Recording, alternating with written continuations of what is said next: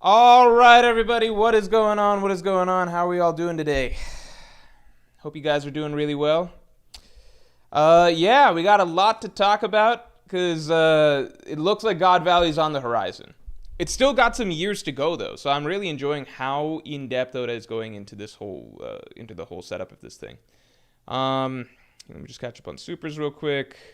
It looks like we got some before the stream even started. Yeah. Shit, what's going on here? Okay, we're good. Come on, we were so close. But it didn't happen, unfortunately. Alright. Alright, we're all good. We're all good. Otherworlds JT, thanks for the 5. Mihawk gets W versus Venus Juro, then Dami reversied for natural fight against Zoro. Zoro gets Haki Bloom to Master Ashura, Zoro final opponent S-Hawk. So you know what's interesting? I did think about when Dami Reversi became a thing, my first thought was like, wait, this could change matchup potentials for the end of One Piece so much. Like, this could change the whole game. This could change everything. Because all of a sudden, good guy characters are now on the board for being Dami Reversied being turned into opponents, right? And initially when we found out, but my first initial pause on that thought was like, when Dami Reversi was revealed to us, was like, okay, this is really crazy, and Imu did it to Dorian Brogy, but that doesn't mean he can do it to like really strong characters. And then we found out that okay, he Dami Reversied Herald is what it looks like. Dorian Brogy obviously strong, but I'm talking about like to someone like Mihawk, right? Then we saw that it happened to Herald, and at the time though, we still didn't know how strong Herald was. So it was like, okay, we know Herald was probably stronger than Dorian Brogy, but Imu Dami reversing Herald doesn't mean that much. And at the time, my thought was like, okay, well, he hasn't successfully done it to Loki. So, like, if Imu couldn't Dami reverse Loki, then that probably means, like, once you're at, like, Yonko tier or something, then it's not doable. Because, remember, at that point in time, we did not know how strong Herald was. We had no reason to really believe that Herald was, like, Yonko level or anything like that, okay? It's only once the Rocks flashback really got going that all of a sudden it was like, oh shit, Herald is not just, like, forget Yonko level, okay? Forget Yonko level. Herald's in the argument for, like, strongest characters ever that are not named Imu and Joy Boy, right? So that really drastically changed things. So now that we have context, what we can see is that there doesn't seem to be a limit to how strong a character can be before being Dami reversied by Imu, right? Because if Imu can Herald Reversi, if Imu can Dami Reversi Herald, he can Dami Reversi Rocks, Roger, Whitebeard, Shanks, Dragon, Mihawk, whoever the fuck. He can do it to any of them, right? None of them are like a whole level above, like tier above Herald. So that's kind of crazy. The big thing I'll say, Otherworlds JT, that I do agree with you is Mihawk versus Venus Juro, but I'm not going to expand on any of that. I think that what the Gorosei are actually meant to be in terms of final opponents makes a lot more sense when you stop looking at it through a Straw Hat lens.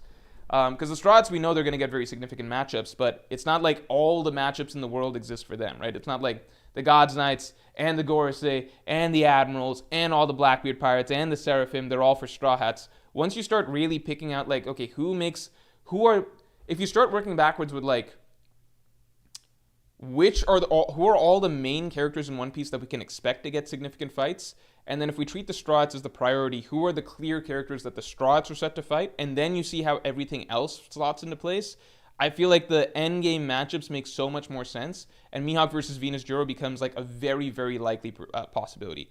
Venus Juro is actually like one of the perfect characters you could possibly ask for to hype up Mihawk, because it's the strongest bad guy swordsman that we can see on the government side. That's not Garling. Obviously, Garling or Shamrock they're not. There's no.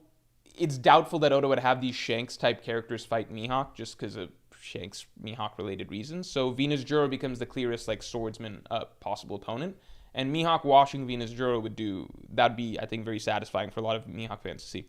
But I don't want to get any more in-depth into that. Also, let's get the stream like to 50 real quick. Otherworlds JT continues. Thank you with the 10. Blackbeard is final villain. After Imu and Gorosei are defeated, Blackbeard succeeds where Rock fails and uses Celestial Dragon to turn into Saturn for control of Seraphim. I'm with you on all of that stuff. Celestial Dragons orders Seraphim to follow Blackbeard's commands. Blackbeard kills Celestial Dragons. So I'm with you on a lot of that. I'm with you on pretty much a lot of what you just laid out. I am still not 100% that Blackbeard takes over after Emu, or if those things are going almost concurrently. I think there is still some ambiguity. I think there's still arguments as to why Emu could come after Blackbeard. I think it's complicated. Pasty Cash says, so Emu can Dami reverse anyone in the verse? I don't know. I feel like there has to be some limit, especially because we learned that Haki should be able to deal with Devil Fruit abilities, right? But if Herald couldn't even do it, and Herald's Haki is top tier, like it's there. It's you can't get that much more Haki than Herald. Like it's how much more Haki do you need, right? So like Herald has seemingly Pirate King tier Haki. So if he can Dami reverse Herald, I wonder if Herald is going to be revealed to have caught an illness or something, because that's Oda's ace in the hole with these sort of things. Like, shit, how do we make it so Whitebeard's not that strong? Okay, Whitebeard's just got illnesses. He's on life support and stuff. How do we bring an end to Roger's reign? Okay, illness.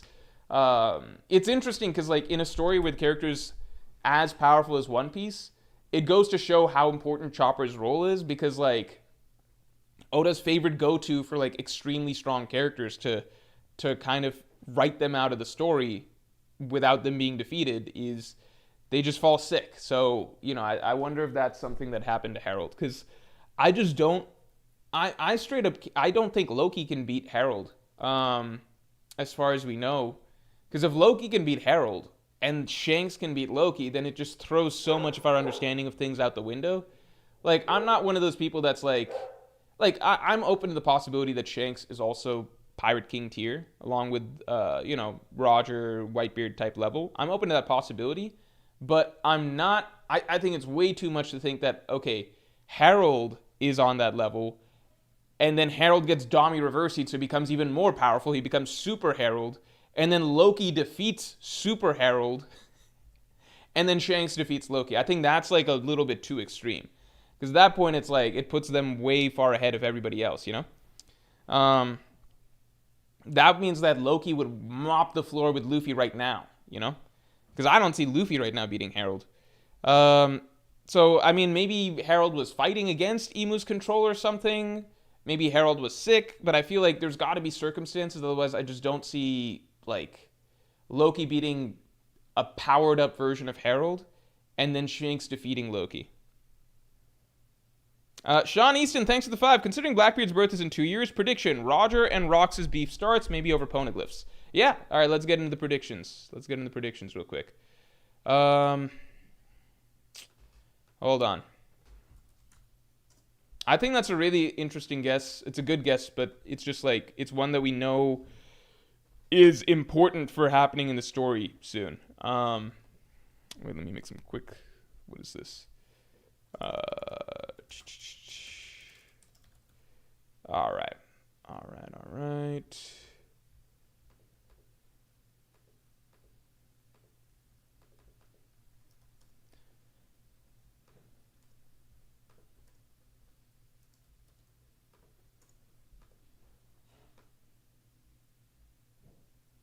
The hell? Okay. Yeah, there we go. All right.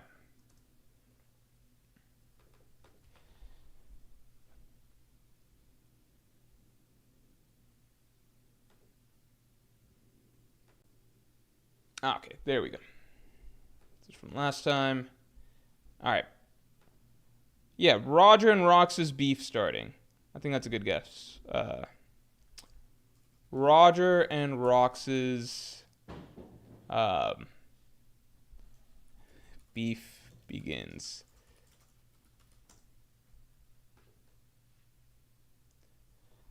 Let's get the stream likes up to 50 real quick. I'll add maybe because of poneglyphs.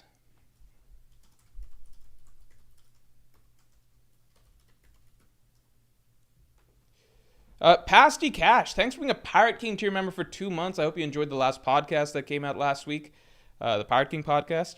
Do you think that the Dami Reverse ability could be bringing out and enhancing the evil parts of a character's personality, so pure of heart characters like Luffy, Chopper, etc. would not be affected? Ooh, that's a good question. And what's crazy is we know that Herald was once like a really fucking bad dude, you know? So that's an interesting possibility. Luffy, Chopper. It just doesn't work on Chopper. That'd be cool. That'd be interesting. I think that's a solid possibility. That's a good idea. Straw Dom, thanks for the 5. I predict Harold tears his horns off because he refused / couldn't kill rocks. Interesting. Harold tears his horns off because he refused to / couldn't kill rocks. I have a feeling that it would be out of choice. I don't know if Harold would try to fight rocks and then lose. I don't know, because I think when Oda likes to portray two characters as rivals / equals, then he doesn't tend to give their fight a conclusion. Other Worlds, JT, thanks for the 2 by Celestial by CD, I mean Katarina Devon. Okay, that makes a lot more sense. Yeah. I agree with you. I'm with you on most of that. Also, let me just real quick give my editor a message. Okay, hold on. All right.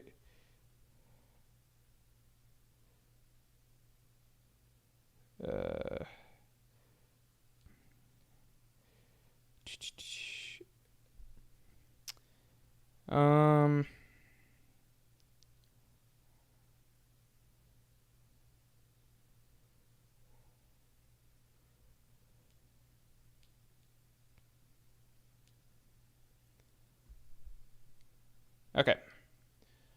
All right. Continuing on.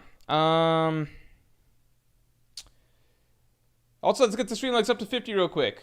Oh, also, heads up, this Thursday, so I'm going to be going out of town, actually to Anime NYC and then to my hometown in Maryland next week.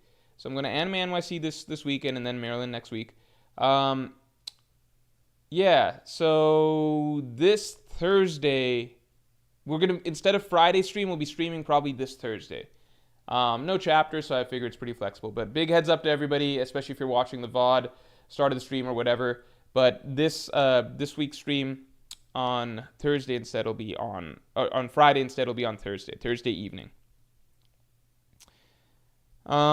Freak says, nah, Harold doesn't seem like someone who would rat rocks. Also, as he also rescued the island in this last chapter. Yeah, I just think that loyalty to a friend is a big deal, and like in One Piece specifically. And here's the important thing. Here's the very important thing. So, it's almost, I imagine that Harold won't do this to rocks, right? But we actually already got the reverse of this situation, in that we got, let's see, what was it, chapter 11, I want to say it's maybe 2 chapters back, maybe 1156. Yeah, look at this. So, in this chapter, right, we got the reverse, which is, and that's why I need the power of Harold, King of Elbaf. Can't you just suppress them with sheer strength? Same thing for Harold, just crush him and make him obey you. What? Don't ever say that to me again. Harold's my pal. You say that nonsense and I'll get rid of you first, Kaido. Yeah, see, so I like the idea that no matter how badly, if we consider that no matter how badly Rox wants to achieve his goals, he values his friendship with Harold more, and he's never going to force Harold, even if it helps his cause, right? He's never going to force, like, he's never going to go just defeat Harold, kill Harold so that he can further his cause, right? He's never going to do that. He's going to pursue his goal what he views the right way, right? So if Rox has that level of integrity, I imagine Harold will have that level of integrity as well. Like, I like the juxtaposition of, like, 1156, we show this, 1157, very next thing. Harold being given the same, like, Rox is faced with that choice, right? Which is, like, wouldn't this be easier if you just forced them to cooperate, right?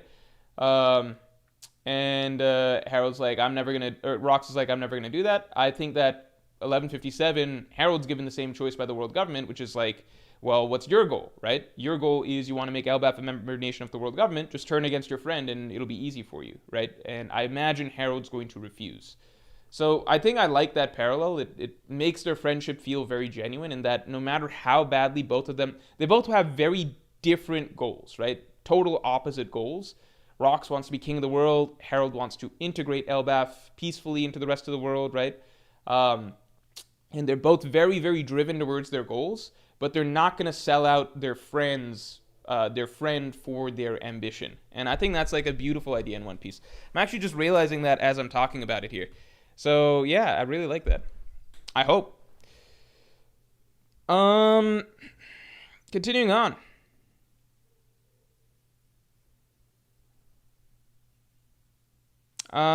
Beep, thanks for the 5. So Rock shows up, beats Harold's son, and suddenly Rox and Harold are friends. He might have Deskainu beat for worst father in One Piece. Look, Loki didn't rat on him. I don't think Harold knows that that Rox has been beating up his kid. Loki didn't rat on him, so that's something. Prophet Glutton, thanks for the 5. Oh shit, I'm gonna be at Anime NYC with a friend too. I'll be looking out for you. I possibly am not gonna be at the con itself. It's just to meet up with other YouTubers. Salvador, thanks for the 2. Rock says their sons will fight and his will win. What? Shit. That's an interesting idea. Because I do think that'll happen in the future. Tells Harold their sons will fight and his will win. Oh man, this is actually so crazy now if you think about it, that Rock's... This actually... Okay, you guys know how I think that Blackbeard will kill Loki? But I also think that Rox's soul is inside Blackbeard now.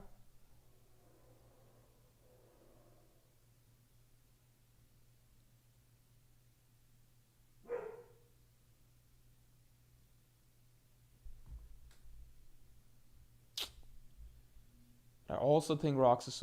So would Blackbeard kill Loki then? Like, would Rox be willing to kill his best friend's son?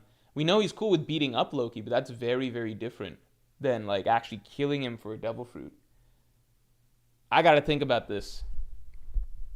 AJ, thanks for the 10. Eric... WSZE23, Saganmazan, thanks for the 2. Harold's soul was used for the personality surgery. What?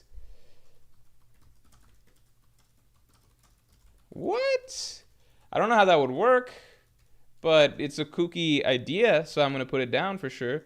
Also, your name is fucking insane. SZE23, SSAGNMZZAN. What a wacky name. Knut Worgen, thanks to the 5. Prediction. Roger Pirates visit Shaki's bar, and Rox and Roger's beef starts in a parallel way that Luffy and Blackbeard first meet.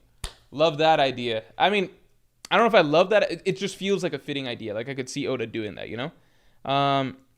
Roger Pirates visit Shaki's bar, and Roger/Rox beef begins similar... to how Luffy/Blackbeard first met. That's funny. That's a One Piece type thing. Thanks, Knut. Shakur, thanks for the 5. When God's Valley reveals Rayleigh unlocked Conquerors trying to protect Shaki, setting the stage for a certain chef to do the same, don't run, Warge. Would that... Isn't Rayleigh like a Sanji parallel? But I think it's possible.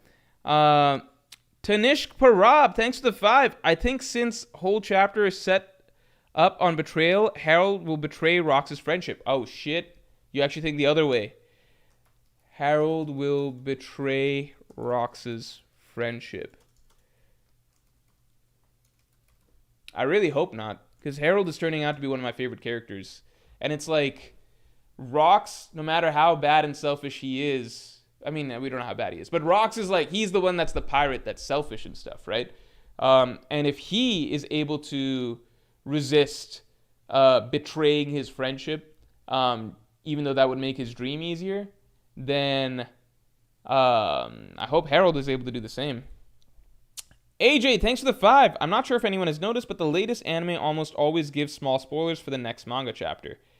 I just don't believe that the anime can ever spoil the manga. GK, thanks for the 5. Maybe not in the next chapter, but I'm starting to think that Imu controls Rox with Dami Reversi and Garp and Roger stop him. Oh, shit. That would be crazy. I mean, I'll put it down, but that's a crazy prediction. Emu controls rocks with Dami Reversi and Roger and Garp team up to stop him. That would be insane. Pasty Cash, thanks for the 2. Also, I understand. I know what everybody is staring at. I know what you all are looking at. First of all, let me introduce you guys formally. Formal introduction to the new website. Everybody, let's take a moment. Let's take a moment and appreciate this. One Dream Studio. This has taken a lot of time to set up, but it's no longer the Mord Store. If you type in Mord Store, it redirects you to One Dream Studio. The Mord Store is dead and gone, and like from the ashes, this beautiful phoenix has emerged. One Piece Island posters collection, obviously, but we've got a shit ton of other stuff, of course. And right now, the big thing I want to direct you guys to, because you guys cannot stop staring, is this shirt. It is frankly weird how much you guys are obsessively staring at this shirt this whole stream. But that's okay. You guys can stop staring because you can get these shirts for yourselves. They're available in several colors. I like the black personally. The black is my favorite. Like the white too. And I like all the colors. I think black's just, I prefer wearing black. These shirts are available for the next, well, no, it's not the next 2 weeks. It's the sale's over soon. The sale's over this week.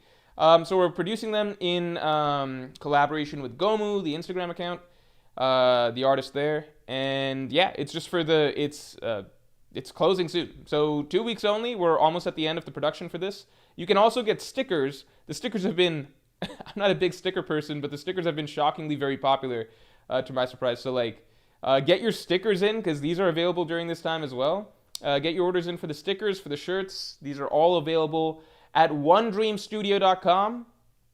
I'll send the link for Gomu here. But yeah, the site is up. The new site is up. Make sure to check the new site.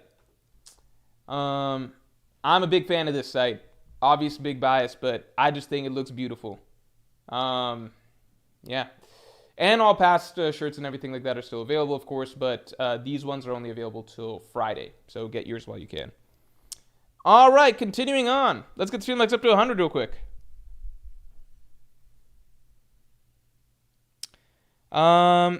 Nundu V, thanks for the 5. Isn't it wild how much better Elbaf and Egghead are over Wano?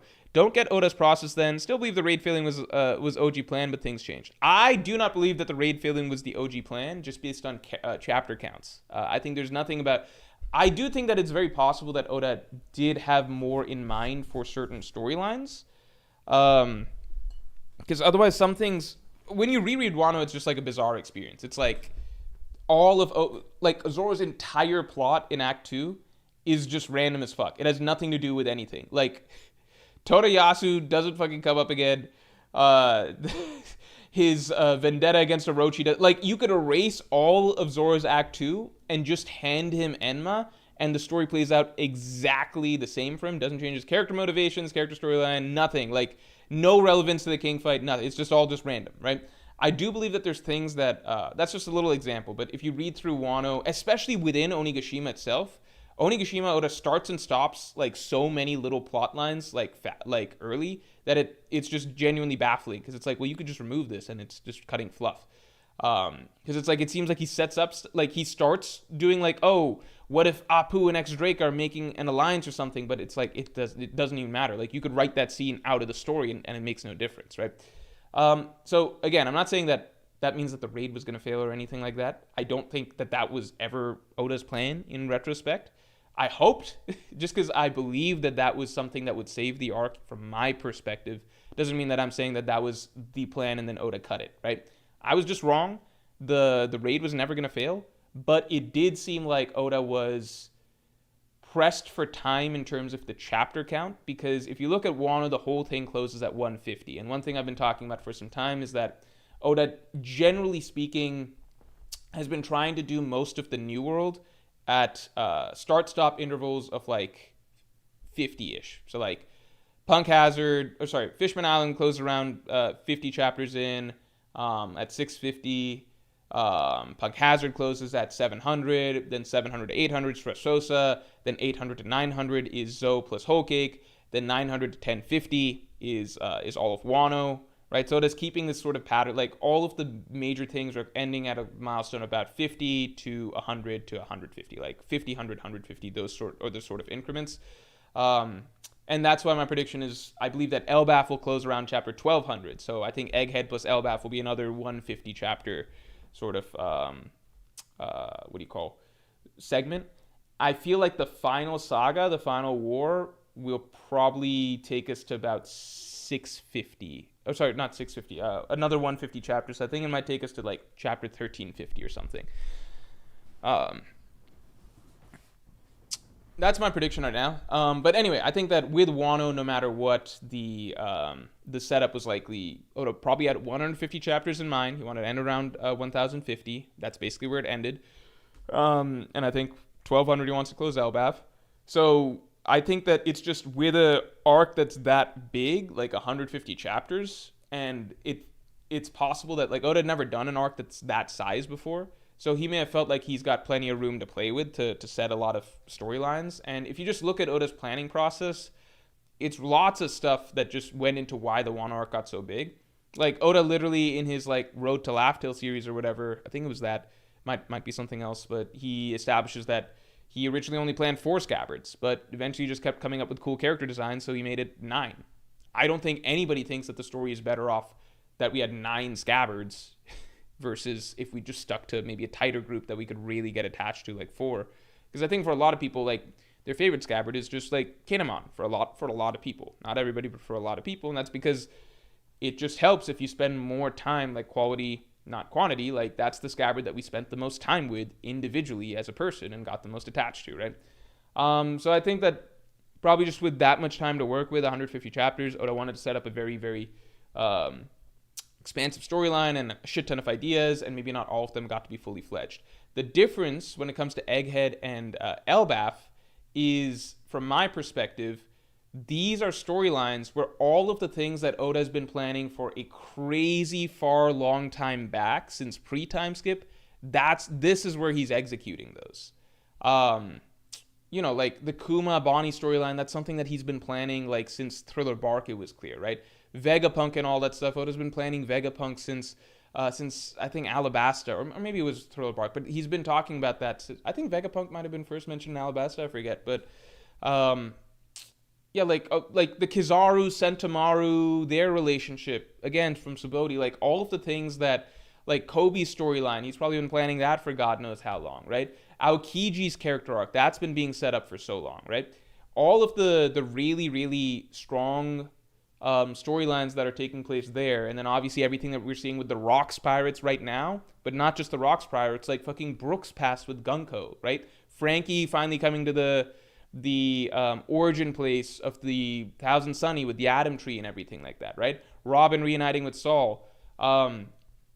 Like all of the things that you would view as like big character things that Oda's been saving for all of his major characters and his major side characters, it seems like he was saving all of those things for the final saga. So that's why it feels like Egghead and Elbaf are really, really coherent and well planned, because they are storylines that he would have been thinking of from way back, right? Like all of the reveals there, Imu Gorosei, the Rocks Pirate stuff, like these are all things that we have evidence that he's been thinking of since early pre-time skip, like Alabasta level early, Jaya level early, right?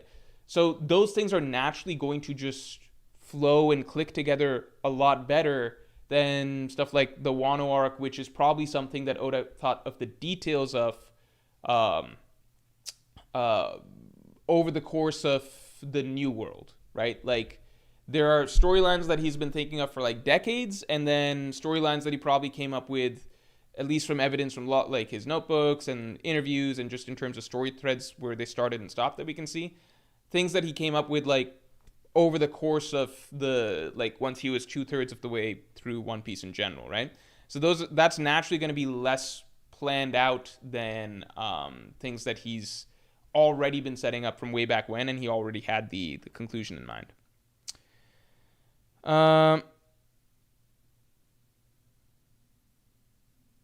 Where we at? Let's get the stream likes up to 75 real quick. Or no, 100. 75's too not ambitious enough. Where are we at? Attilio, thanks for the 2. Why are you not holding a panel? I'll say hi if I see you. I don't know if I'd ever hold a panel at one of those things. Count Dogula, thanks for the 5. Remember when Oda said he was going to skip Elbaf? How the hell would that have worked? I predict Harold goes to Hachinosu and Rock says why he needs him. Remember when Oda said he was going to skip Elbaf? How the hell would that have worked? I don't think Oda ever said that he would skip Elbaf.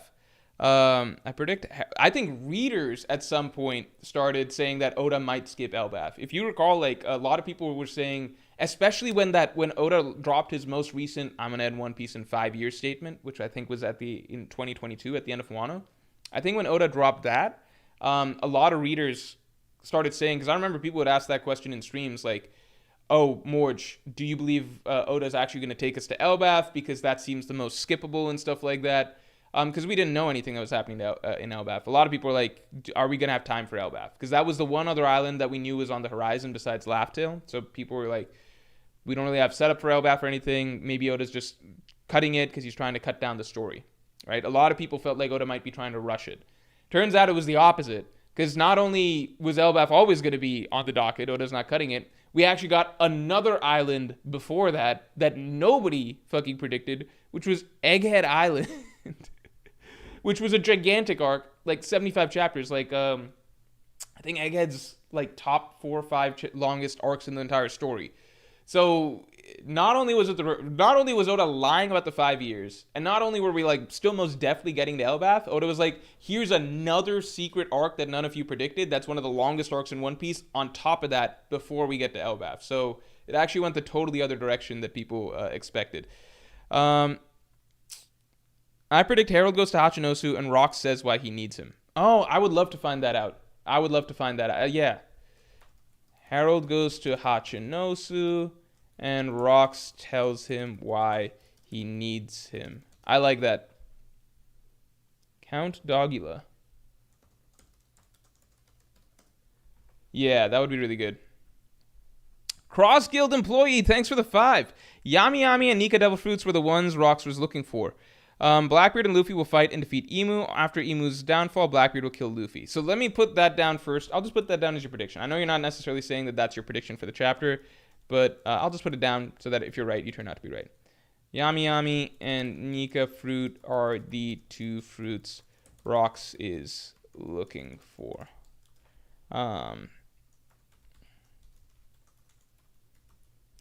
Cross Guild employee. So my thoughts on that are basically this. This is just quick thoughts. So I'll just put this down here. The fruits that it could be, right? So I view it as there's. I thought initially it would be okay. So I thought Guru no Mi might be one of the fruits Rox is looking for because in the modern day, Blackbeard found it important to get the Guru no Mi, right? But Guru no Mi is off the list, right? So it could be the only legendary fruits that we know are Yami Yami no Mi. This is just like a general Morge thought, okay? Yami Yami no Mi is a obviously very important fruit. Nika fruit, which obviously very legendary fruit, the fruit that would fittingly go to somebody that wants to rebel against the world government or whatever, right? Maybe the key to everything. So those are 2 clear options, right? Then there's the option of potentially the Ope Ope no Mi, because that's also a very, very important fruit with very special abilities, and it could go towards the theory of like Rox continuing to survive on, although I don't know why. I wonder if Rox wanted the Ope Ope no Mi, if that was one of the 2 fruits, hypothetically, it could be because using the Ope Ope no Mi, you can undo Emu's immortality powers, which Rox might view as a necessity in order to defeat Emu. So I'd say Ope Ope no Mi falls under that. Mysterious, unrevealed Elbaf fruit. So that would be a fruit that we have yet to see, right? So the tricky thing is, we've been told for a long time that there's a mysterious unrevealed Elbaf fruit, But as time has gone on, it started to feel more and more possible that this mysterious, unrevealed Elbaf fruit was just the Nika fruit itself, a fruit that was being guarded by the royal family of Elbaf, because obviously Elbaf worships Nika, right? The fruit gets stolen, and then the very next year, Shanks gets it back, gets the Nika fruit from the world government, right? Which begs the question, where was the Nika fruit before this, right? So either there are two, it's just a parallel sort of fate type coincidence that Shanks steals the Nika fruit at the same, like just a little bit removed from when the Elbaf fruit was stolen, or it's the same fruit. Now, the catch is that if that is the case, then why, like if the Nika fruit is the mysterious Elbaf fruit, then why does Rox believe that Harold needed to eat the Nika fruit? Because the Nika fruit just doesn't suit Harold at all. Like, I know Harold's a giant and the giants all believe in Nika, but in terms of how the Nika fruit as we know it works, it just doesn't fit Harold. Like, it's a totally different fucking type of fruit. It's like, it would fit Rox better than it fits Harold. So that leads me to, because it's just all goofy, cartoony, etc. Like, the Nika fruit really fits Luffy because that's his style. Like, that's who he is. He embodies all of that, right? So that makes me wonder if there's another mysterious unrevealed Elbaf fruit that would be, like, I've thought before that it might be like an alternate version of the Nika fruit that represents Nika the Destroyer that's been talked about. Or if it's just something totally different, right? I don't think Rox would be like, oh, I need Harold specifically to eat the Yami Yami no Mi. I don't think Rox would be like, oh, I need Harold specifically to eat the Ope Ope no Mi. I think the Nika fruit makes sense in terms of narrative, but it doesn't make sense in terms of Harold's character. So I like the idea that there's one more unrevealed legendary fruit that we have yet to see. That's kind of my 2 cents on how things kind of play out there.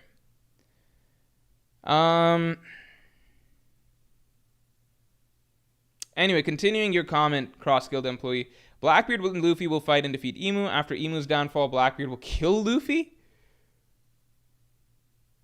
Will kill Luffy? I don't know about that, man. I don't think Blackbeard's going to successfully kill Luffy. He might try to betray and kill Luffy or something. Luffy and Blackbeard taking down Emu together. Look, I'm never going to enjoy that type of idea, personally. Just never. I feel like Luffy is the liberator. Like, I want to see Luffy do it. I'm not going to be rooting for Blackbeard to do it. I just don't think, I think there's never, not once, ever been a point in any, this is also a personal manga and anime preference.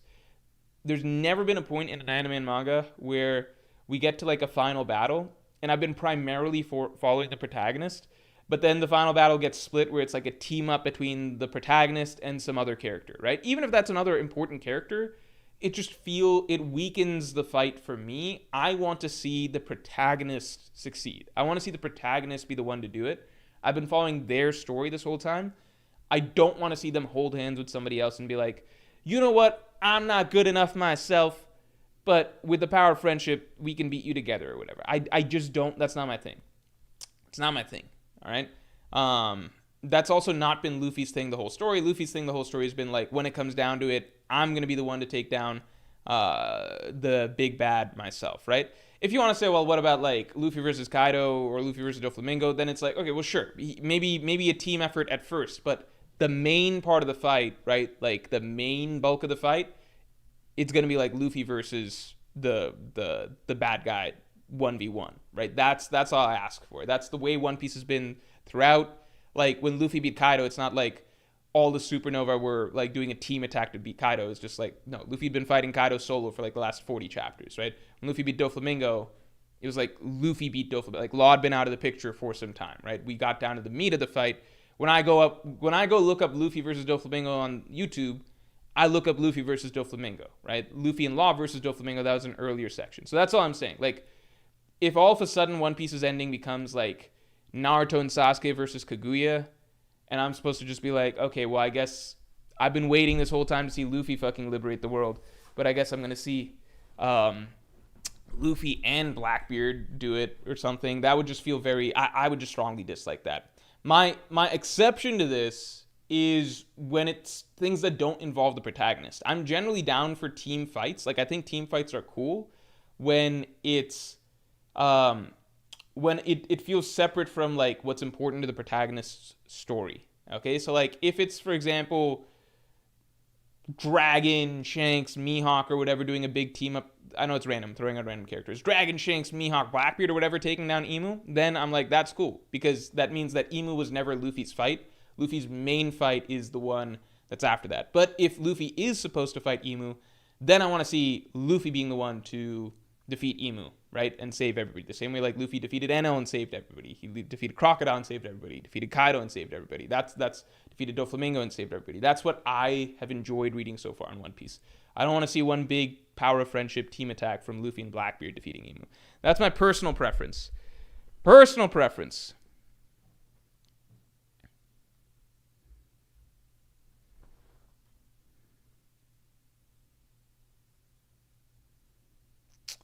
Alex 1515, thanks for the 5. Refreshing my prediction from last week. Silver Axe steals the treasure of Pirate Island. Haki for God Valley. That'd be kind of crazy. Yeah. Because if Silver Axe is revealed to be... It's just interesting because it's like, damn, how did Silver Axe become known as a rival to Shiki?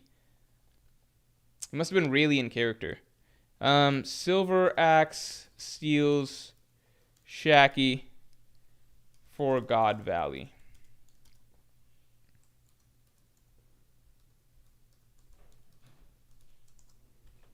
Also, let's get the stream likes up to 100 real quick because we're almost there.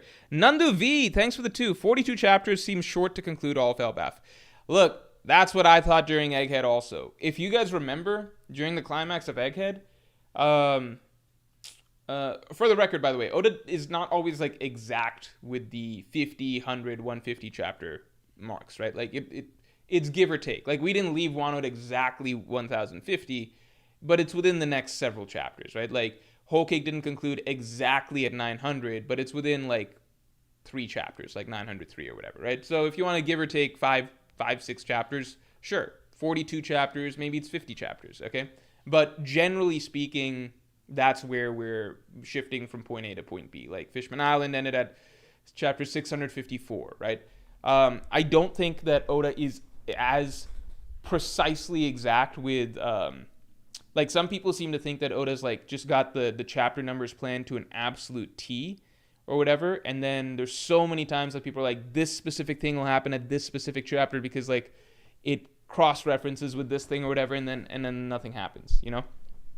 I think Oda, when he realizes he can do some cool little chapter reference or Easter egg or callback, like he did with the Gear 4th chapter reveal versus Gear 2nd, right? Then he will do it, but I don't think he doesn't plan the whole story around that. He's not like, okay, Gear 4th came out on like chapter 783 or whatever, therefore like I have to make it so like Gear 6th comes out on chapter 1387 or something like that. Like and then I'm going to plan the whole story around that. I don't think he does that. I think just logically in terms of like how you would try to plan out a long-running story with some basic deadlines, right? You probably have broad goals of like where you're trying to like, I want to end this around chapter like this broad milestone, right? Like you want to close story arcs here, there, while still giving yourself some wiggle room, right? I think that's closer to what Oda's doing, which is, again, I think is why he's generally like, you know, like I don't think it's coincidence that like 600 is when, like roughly chapter 600 is when we're having our whole time skip, right? And then post time skip starting, and then by chapter 700, that's when Dressrosa's starting. By 800, Dressrosa's over, and Whole Cake, and then the next saga starting, right? By 900, Zoe and Whole Cake are done, and now Wano's starting, right? I think those things are very clear signs that Oda's roughly planning around those chapters. So, anyway, in terms of, is it going to be 42 chapters exactly? Maybe not. Maybe it's 50. Like, he's, like, the chapter count thing, it's really just, it's from the perspective of, like, what is the author probably roughly trying to hit, you know, deadline-wise, like in chapter count-wise, right? I'm not saying, like, it has to be this exact number, you know? It's the same way like everything goes, right? Like it's the same way films, probably like a Marvel movie is going to try and end around the 2 hour mark, right? It might be a little bit more, a little bit less, but it's going to be roughly around that, right? Series, television season is they're probably going to aim for like, nowadays they only aim for like 8 episodes or whatever, but you know what I mean? It's probably going to, they aim for certain numbers, right? It's the same thing that, like any author that's ever talked about like their creative whatever, any director, any writer, or whatever, there's general milestones that they aim for. So you would imagine Oda's doing the same. Anyway, as for Elbaf ending in 42 chapters, I think either it ends around 1200 or there's like a whole additional section of Elbaf's story which would take it to like 1250 or something like that. Or Elbaf itself spirals into just blowing up into the final war, in which case we're in for like a much longer storyline than we realized, right? However, I would remind people that there have been arcs that, like, we just had this scenario with Egghead, where Egghead's final battle had begun, right? So Kuma's backstory ended 1102, right? And then Egghead's final battle began, and all the Gorosei arrived and everything like that. And people were, like, almost every week, I was asking people for predictions of, like, okay, how long do we think Egghead has to go? And the predictions kept ballooning. Like, it was like, okay, it's going to be 15 more chapters. Okay, like 20 more chapters, right? Just people kept feeling like Egghead has more and more and more to go as the events spiraled. And, you know, then Vegapunk's whole speech started and everything. And then one knot was pulled and then the whole thing just is gone, right? So that's a big thing to consider. Oda can end arcs a bit more abruptly than people realize. And the one thing I'd add with Elbaf is just that we actually have a time limit in place there, which is Imu showed up and specifically said, we need to wrap this up here quickly because there's bigger fish to fry at Marijua. So Imu's coming in, like the big bad is coming in right away and establishing there's a time limit to this whole thing. He's not here to stay that long and deal with this stuff that long is what it seems like, okay? Obviously that can be misleading. Maybe Imu decides that, you know what, I gotta be here for a while. And maybe Imu leaves, but then we got to deal with the Dami Reversi shit, right? So I'm not saying that, but I'm saying like already as we're heading up into that battle, like a timer has been set. Now, the way that Elbaf could end up being a lot longer is if they go upstairs and they lose this battle and they're only saved because Imu and the Gods Knights have to go back to Marijua, but they're all planning to come back soon, right? And then there's like a second half to Elbaf where they have to prepare for the return of the bad guys, right? That's one way in which this whole thing could be extended.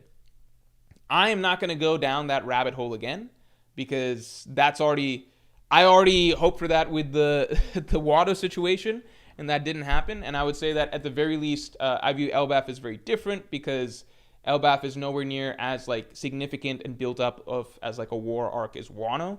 So I don't think it's as important that it has significant, you know, a dramatic fall and all of that stuff in the middle. And I would say that the tension and stakes that the characters are experiencing right now in Elbaf, like just the general emotional atmosphere, all of that, it's already significantly better than it ever was in Wano. So I'm not saying that, oh, they need to lose here or something like that. I do think it's important that the Straw Hats lose at some point in the final saga. I think that is very important. And I'm not saying just like the mid-tier Straw Hats like Jinbei and Brook and them who got tied up or whatever. I'm saying like the Straw Hat crew as a whole. So I'm not saying that needs to happen here in this storyline, but somewhere along the way, you know? Like even Roger, it sounds like he fell short somewhere like a year ago before the God Valley incident. So like, you know, those things are important, I think. Let's get the stream likes up to 100 real quick.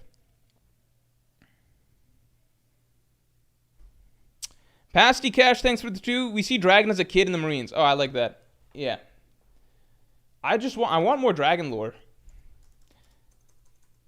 We see Dragon as a kid in the Marines.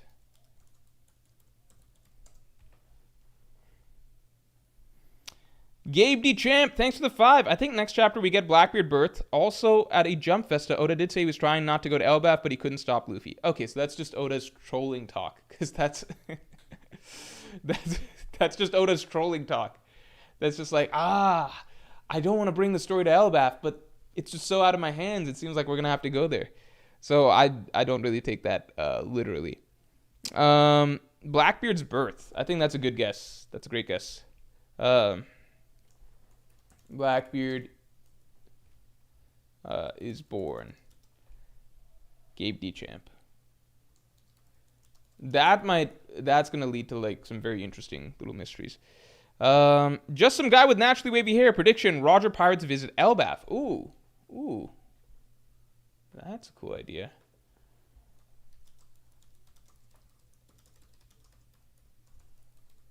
Roger Pirates visit Elbaf.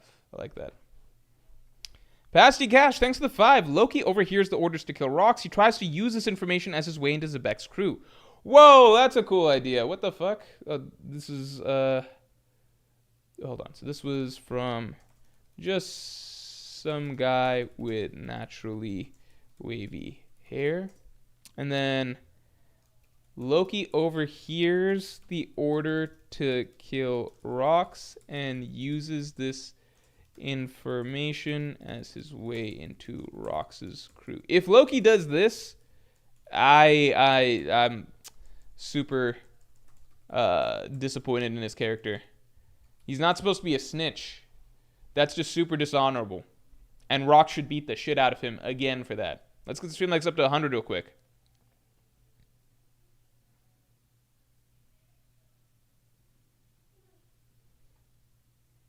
Mihawk? We think Mihawk next chapter? That'd be interesting. How old's Mihawk?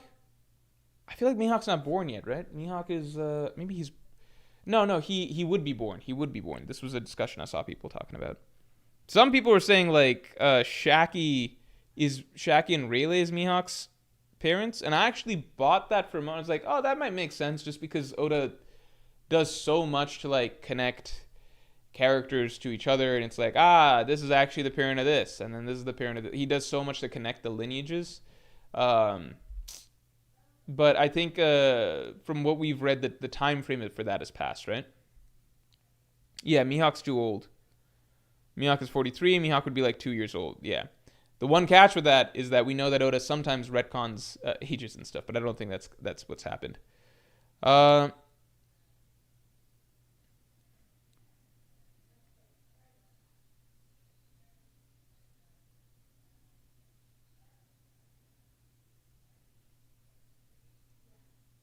That wouldn't explain Mihawk's eyes as Prophet Glutton.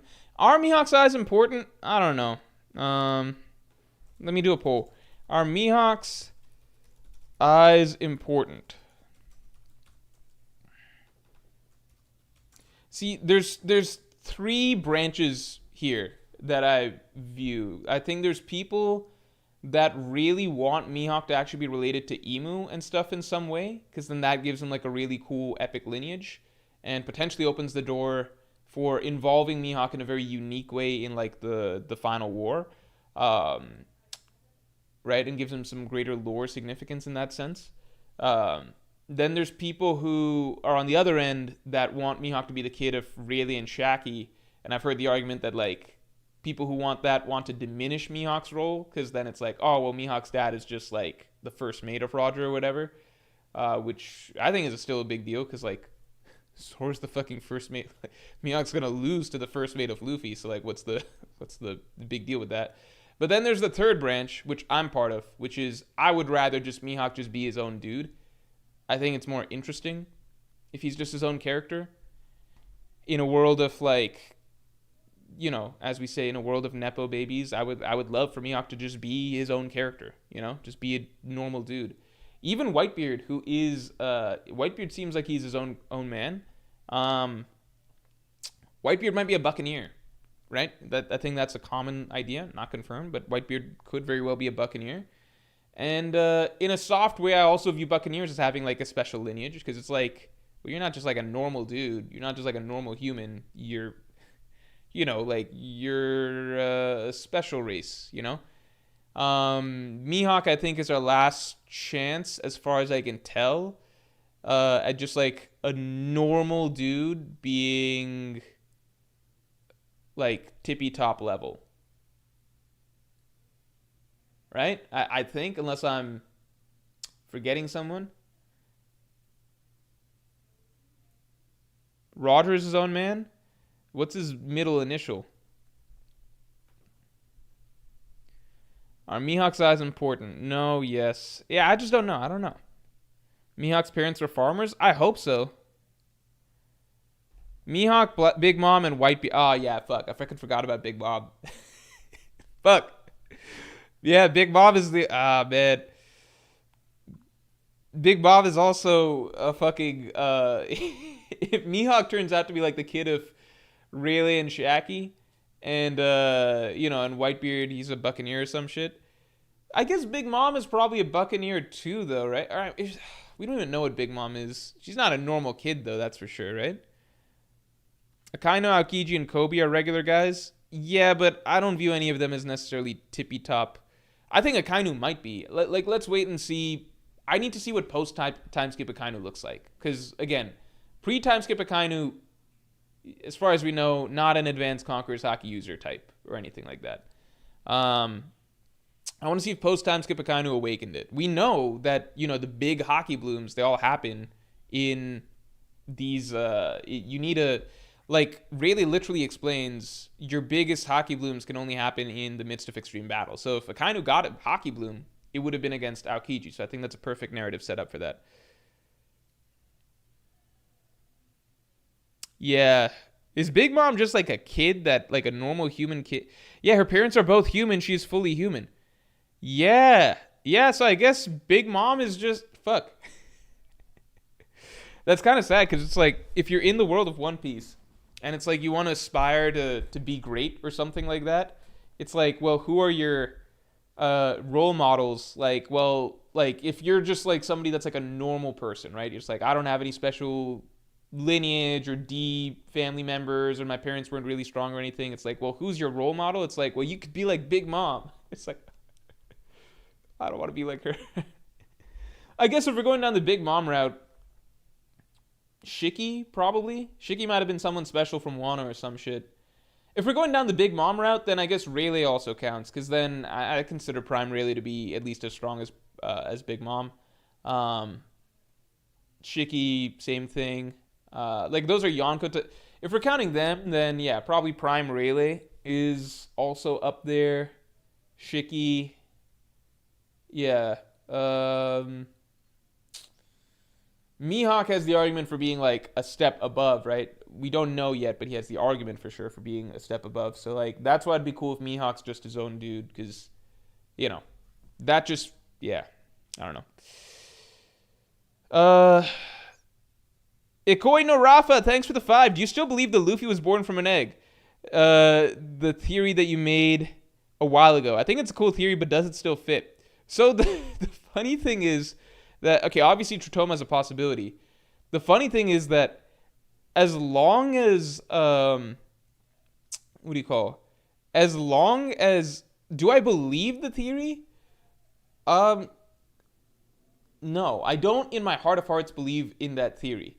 But I think it's kind of crazy that from my perspective, there's been no, alternative theory that's really popped up that feels strong.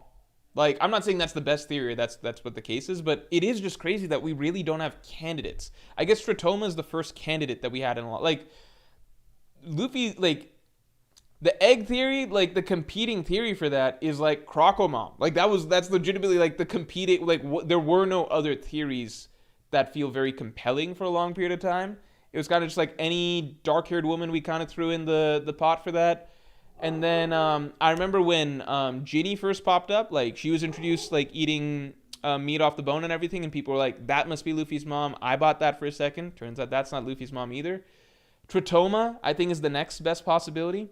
The interesting thing about Tritoma to me is I think a lot of people believed for a long time that whoever Luffy's mother is would have some sort of geopolitical significance, Luffy's mom being a celestial dragon or some sort of forbidden love that dragon may have had that makes Luffy's past very controversial or something like that.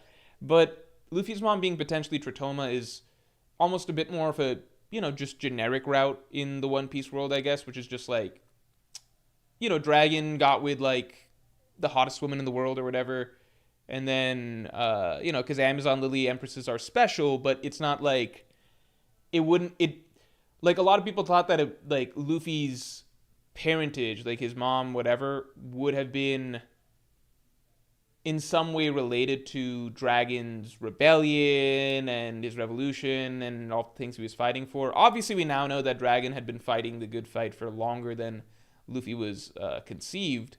But if Tritoma really is Luffy's mom, then as far as we can tell, right? Might be speaking too soon, but as far as we can tell, that would have no real, like, it's almost like that's not a story in and of itself, right? It's just Dragon fell in love with Tritoma. She was hot, right? And they had a kid, and then that kind of moves on. Whereas I think a lot of people for a long time theorized these very complex scenarios where like Dragon may have had a forbidden love with the Celestial Dragon, or Dragon fell for some woman that became a slave to the Celestial Dragons or something, or like people felt like it would be, like the stories would be enmeshed in some sort of way. But this is kind of just like, well, who's Luffy's mom? It's just turned out to be another Amazon Lily Empress, right? Not the craziest thing.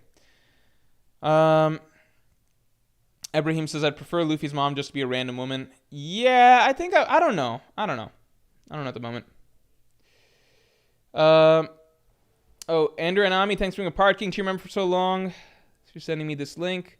There's nothing that, let's see what this is. Let me open up this link. This is funny. How do I move this? In chapter 1999, when I was young, I was reading Shonen Jump magazine week by week and came across chapter 100. The page left a strong impression on me. I thought this mysterious character must surely be important, yet 26 later, he's still around doing nothing. I think the Dragon is very important, and that's why for so long he's been around doing nothing. Just in case you missed it, this is our new store, One Dream Studio, and since you have been staring at my shirt, you can get this shirt. You can get this shirt right now. It's only available for this window, so the sales for this the shop's closing up for this on Friday. That is out of our hands. We're collaborating with Gomu on Instagram for this, so if you want this shirt, it comes in very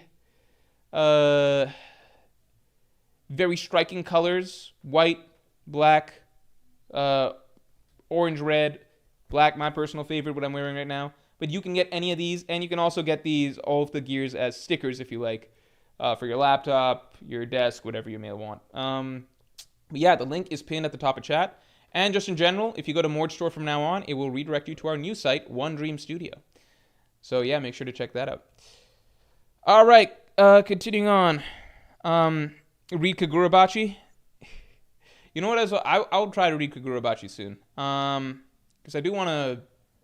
I tried Kaiju number 8. I got 10 episodes in. I'm just not feeling it that much. What else? Went back and watched some Yu Yu Hakusho episodes. Those were good, actually. I think I really like the Yu Yu Hakusho art style. So actually this weekend, I went back and I watched some old school Dragon Ball Z episodes. Surprisingly, did not feel like they held up. I kind of, like, Dragon Ball Z action holds, like, Dragon Ball Z holds so much, like, mental real estate, right? You know? Like, because I think so many of us, not all of us, but so many of us grew up seeing that on TV. I was never even a big Dragon Ball Z kid growing up, like, just because it just didn't happen to come on at the times that I was watching. One Piece was my first anime that really indoctrinated me. But,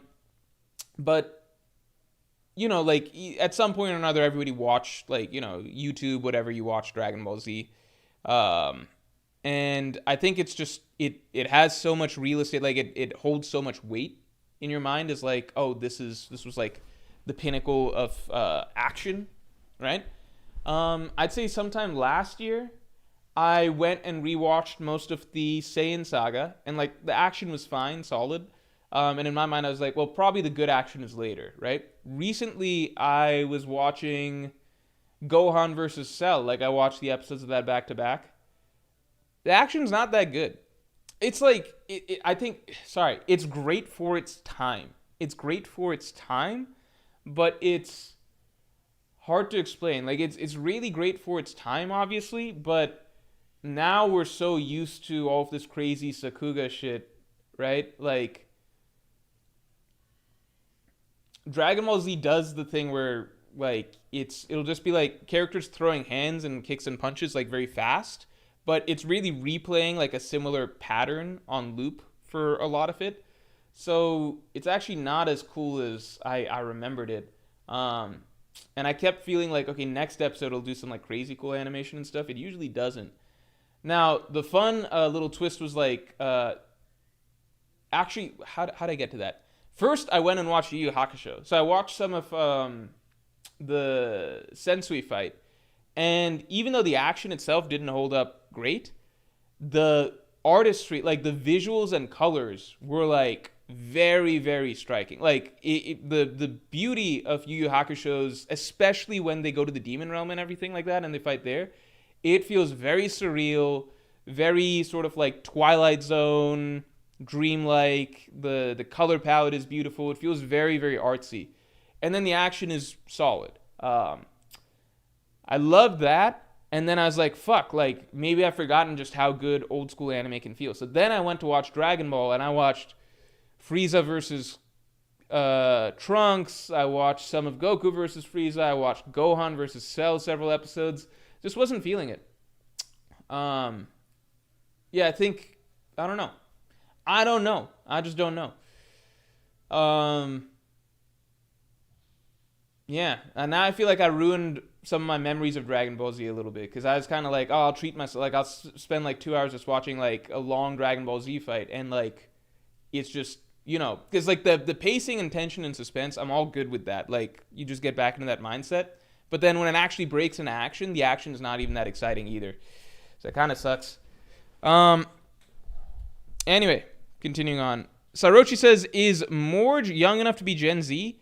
I am borderline. I'm 1995 born, so that's, I think, 2-3 years off of Gen Z. But I'm a proud millennial, because Gen Z, worst generation of all time.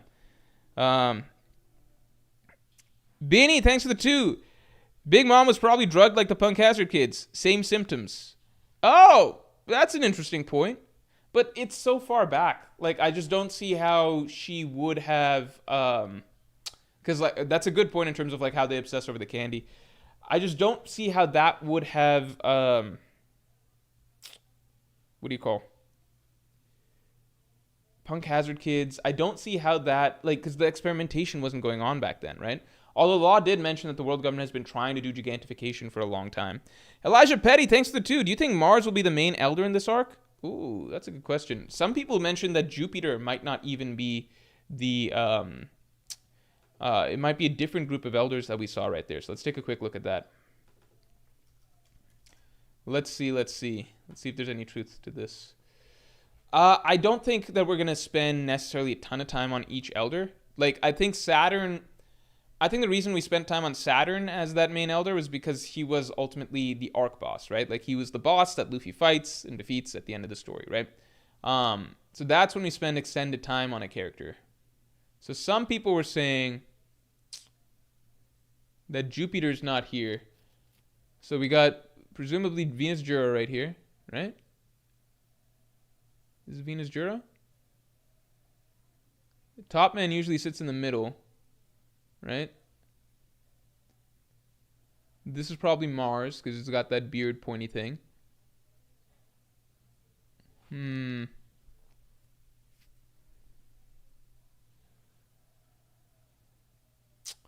Yeah, I don't know. Is this Saturn then?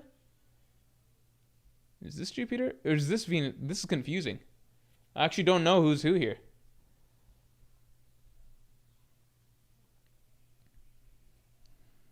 Gen Z always gets mistaken for Gen Alpha. That's crazy. I don't even count Gen Alpha as a generation. 1, they're too young, and 3, I feel like they're growing up like generally, like genuinely the first generation to grow up with just pure brain mush. Like, I don't think... I think that it is the first generation that will have to be raised ideally with their rights suppressed, because I don't think that they will be just growing up. It's not their fault. It's just growing up with like the internet and everything the way that it is. in a society that is just like so doom and gloom and so TikTok brained and so like depression, anxiety, all of that stuff being rampant, I feel like Gen Alpha, and just you can just read what teachers say kids are like nowadays. Teachers who have been teaching for the last 20, 30 years. They all talk about how current generation, or like Gen Alpha coming up, like absolutely brain rotted. They can't pay attention to anything, nothing like that, right? I feel like we've accidentally created like a generation of just like mentally helpless human beings. That's not their fault. That's not their fault. But I think it's for the best interest of society if we don't give these people jobs or anything like that. That's my personal thought. I don't even count Gen Alpha. The generation stopped with Gen Z. That's why it's the last letter in the alphabet. We did all of the letters. We got to Gen Z. Gen Alpha, we can call it alphas in like alpha, like the first generation where they just never grow to full like mental adulthood or something. It's like the first generation of new humans. FVCKDH says he's trolling BTW. I am trolling, but like only 80%. There's a solid 20% of me that does to some degree believe that there will be something. I don't think human beings are meant to grow up with like this level of social interconnectivity and like so much stuff being thrown at you so fast, and like AI and all these tools like just fucking turning your brain to mush. And I know that every generation has said that forever, right, about future generations.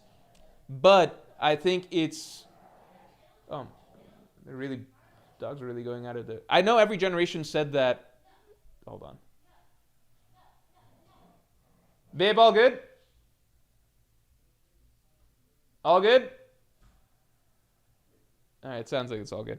All right, I know every generation says that to some degree, but this is a different scenario because, like, at least according to historians or whatever, right, there's more progress at this point. Like, technology doesn't go like this, it goes like this, right? So the societal changes in the information age are so exponentially accelerated compared to everything else in the past, like, X number of centuries. It's just not even comparable.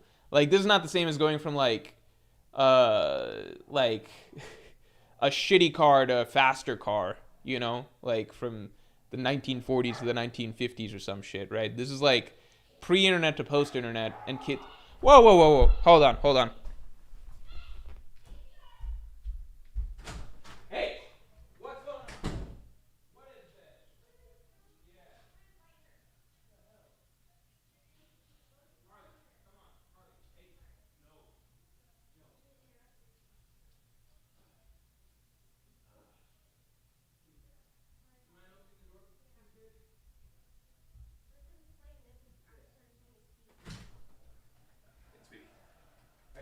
No, it's okay. I'm gonna show him the camera real quick. He's being a bad boy. All right, look at these people. Were you being a bad doggy? Yeah, you being a bad doggy. Okay, I'm gonna put him in his crate. All right. How are you doing?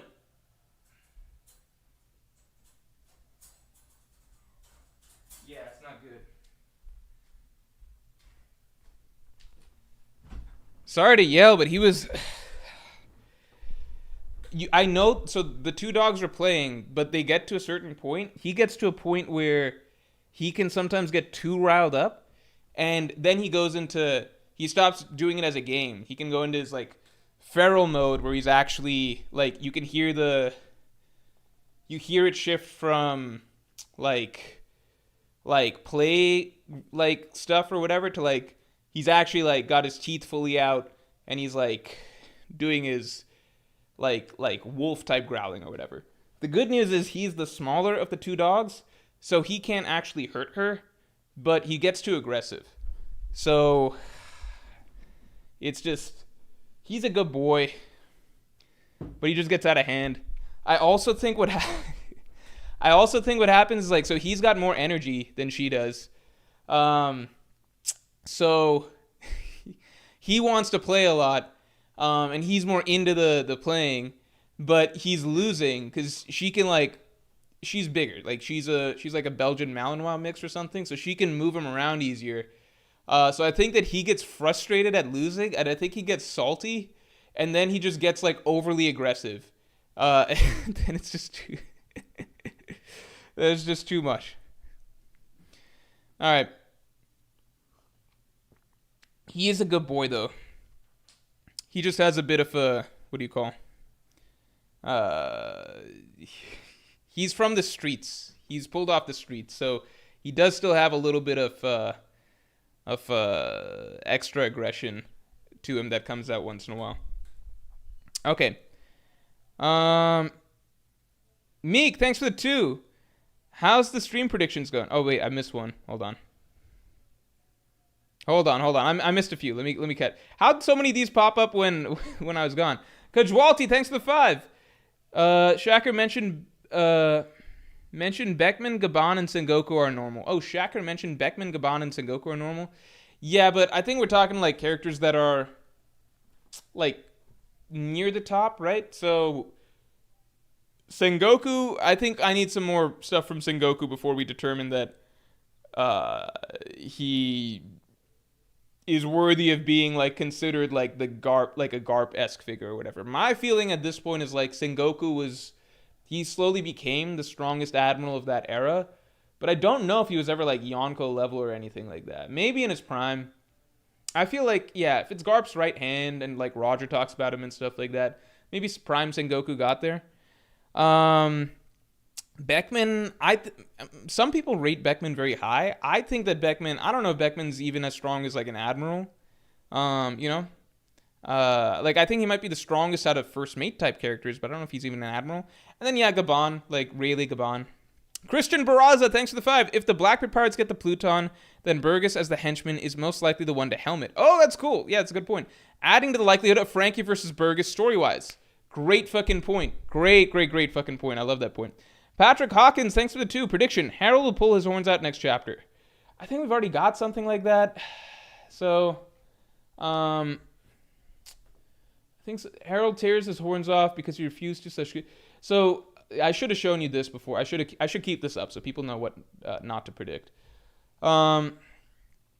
Saint Morge says rights must be suppressed. I think for the good of society. I think past a certain point, like, because you just can't, like, they just grow up with TikTok on their brains. Like, they don't have any knowledge, any information. I don't want to do this. I'm not saying that we should do this necessarily, but I'm saying it should be at least considered on the table. Because I'm serious. You just read what teachers, like, talk about. Teachers who have been teaching for the last, like, 20, 30, 40 years. Like, tenured-ass teachers, right?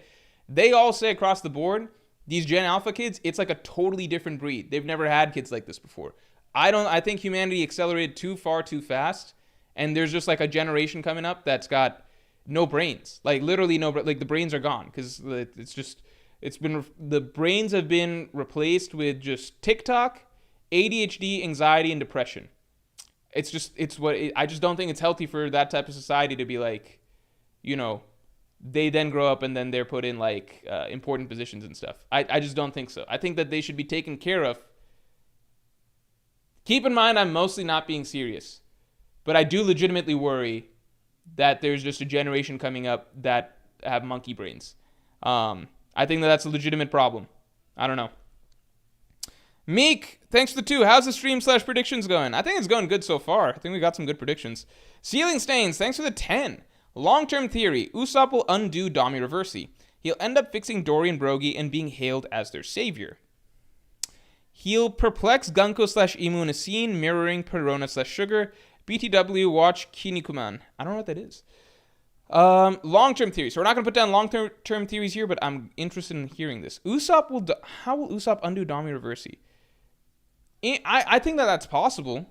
He'll end up fixing Dory and Brogy and being hailed as their savior. That would be cool, because that brings his story with them full circle, saving his masters, etc. I just don't know how he would perplex Gunko and Imu, because like that was something unique to him in the way that he did that for both of them. But maybe there's a way. Remix King, thanks for the 2. No way he said suppress the generation with this panel. Yeah, with that panel up. Yeah, I literally had the world government panels up. Oh shit, that's not a good look. I'm just saying. I can't see society working out well like that. Sam Fowler, thanks for the 2. Prediction, Shaki is Blackbeard's mother. Shaggy's Blackbeard's mother. That's a crazy fucking theory. Holy shit. Shaggy is Blackbeard's mother. What the fuck? Wait, so then Rayleigh showing up at...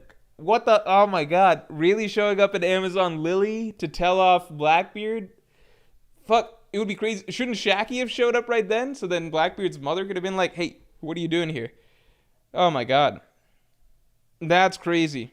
Zamir says, wait, where's my prediction? Did you make a prediction? Sorry if I missed it. Hold on, let's see if I can find you.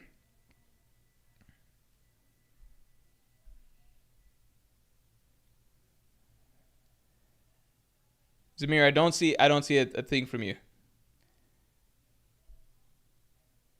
Yeah, I'm sorry. I don't see a thing from you. All right. We got some good predictions here, though. Ultimate muscle greater than Dragon Ball Z. Did people get it? I didn't even read the reactions to my Dragon Ball Z comments. It's just my observations. I don't know. Jordan Vance says Brago did a whole watch through for Dragon Ball and loved it. Oh, did Brago not see Dragon Ball earlier? They're the same in terms of this group of...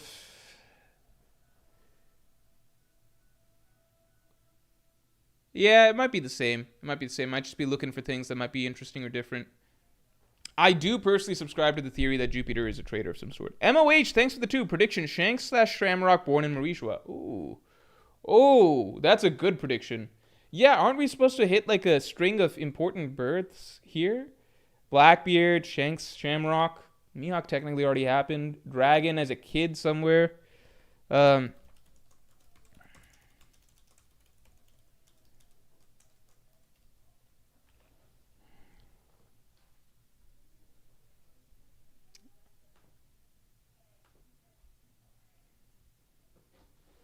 All right.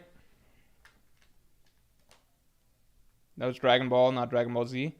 Yeah, Dragon Ball, okay, so interestingly, when I was a kid, I watched Dragon Ball, not much of Dragon Ball Z. For whatever reason, that Dragon Ball was the show that came on for me somewhat frequently, and I really, really enjoyed Dragon Ball. I think Dragon Ball Z, at the age that I was, I first started catching glimpses of it, it seemed a little bit too dark for me to really enjoy.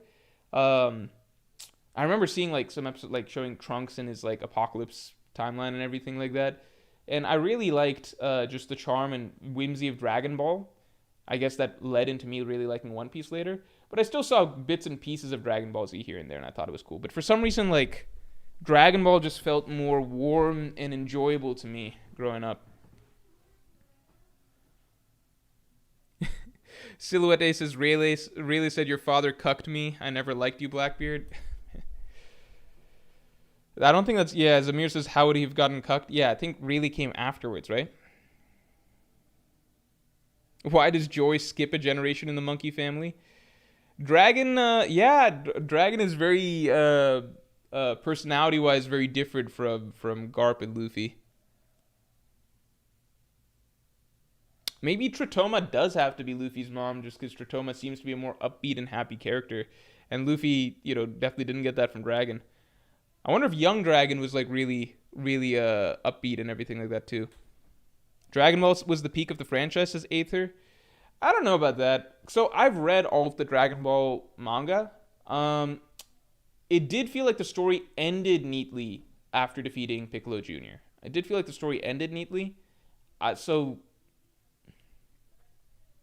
Dragon Ball Z changed, like, or it's not even called Dragon Ball Z in the manga, but like then turning everything into aliens felt a little off to me, but it led to much better fights and everything like that, and crazy shit. But Dragon Ball as a story is like a very tight.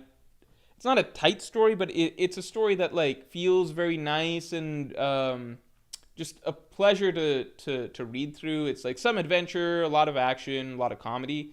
And then slowly, like, a bigger plot builds. It's like, okay, well, there's Demon King stuff, and then we got to defeat Demon King Piccolo, and then the new version of Piccolo, and, like, but everything ties up with a nice bow. And it still feels like most of the characters are relevant come the end of it to some degree. They're not really relevant, though, after a certain point. Dragon Ball and Dragon Ball Z really do feel like different stories. And Dragon Ball Super feels like a fairly different story as well. It's yeah,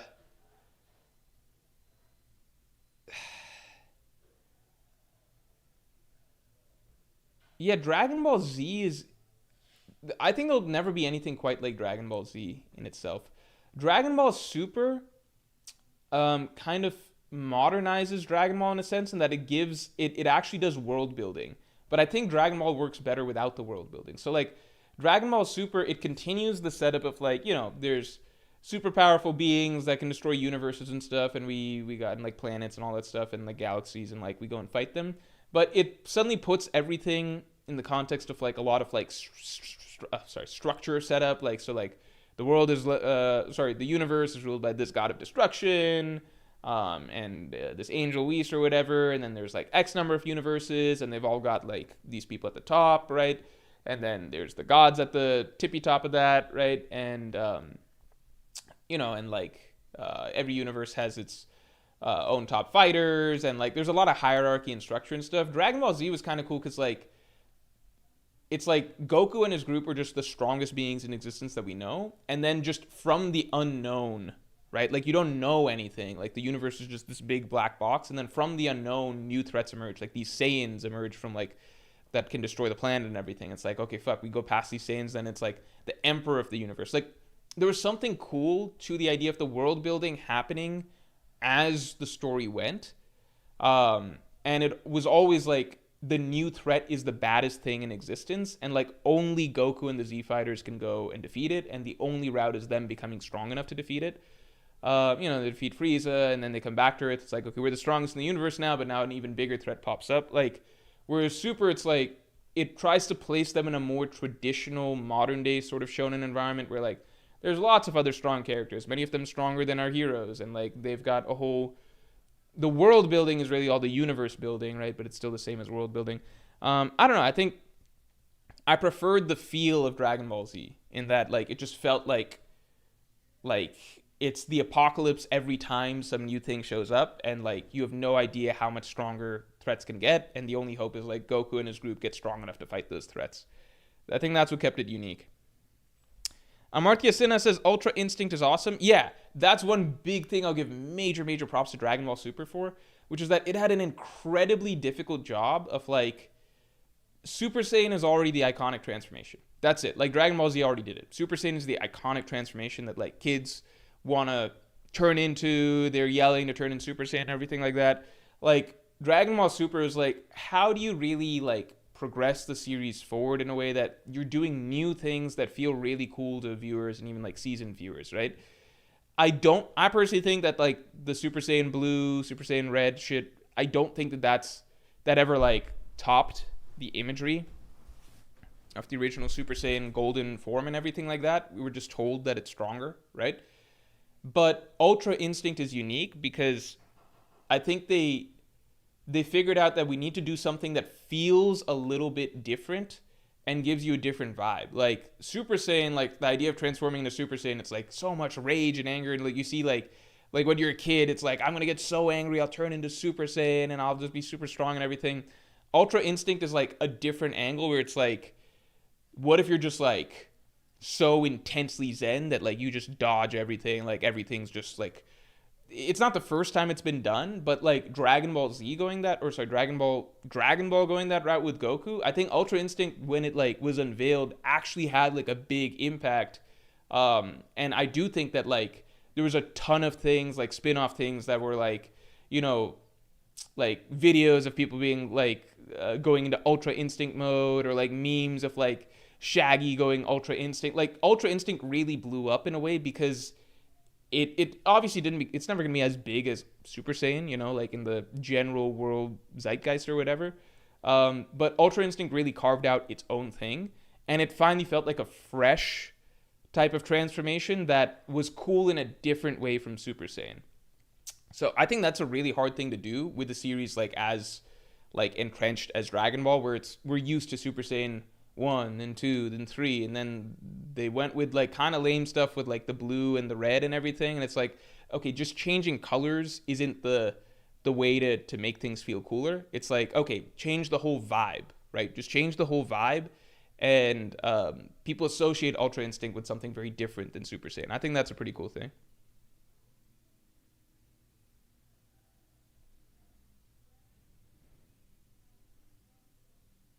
Monkey D. Dragon, thanks for the 2. What? ... Are you bored of me talking about Super Saiyan?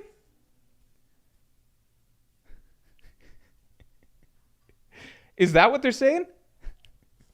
Sam Fowler, thanks for the 2. Prediction, Shaggy is Blackbeard's mother. Okay, wait, we did that one. No, we're caught up. Wait, so you are responding to this? Are you bored of me talking about Super Saiyan? How could we, what the hell? All right. We can leave that alone. We can leave the Dragon Ball talk alone. Lore accurate dragon. Oh, okay. Now he's just talking. Okay, he's just looking east. Okay, you're just role playing dragon. Yeah, that makes sense. You could talk a little bit about looking east or whatever. I see what you're saying. Also, let's get the stream likes up to 150 real quick. Citizen says, I like in the manga too, Ultra Instinct also went back to his previous teachings and put it all together to help him clear his mind. Yeah, and also, I think in the anime too that he was trying to learn Ultra Instinct to some degree before that. Jordan Vance says, I think people forget Toriyama editors made him change the story a lot during the Frieza and Cell arc, especially the Cell arc. So I know that in the Cell arc they made him like power up Cell multiple times, or like give Cell new transformations. I think the editors were right on that. I think Cell's initial form looks really lame, personally. Yeah, Toriyama, I think props to Toriyama to be able to come with like a compelling story that feels like it has like high stakes and everything like that. Seemingly on the fly.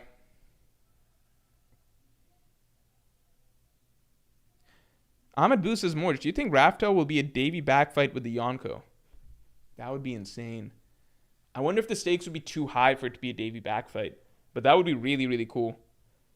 I just don't know. Because, like, I kind of want it to feel like a war, like God Valley. But a Davy backfight could be really cool as well.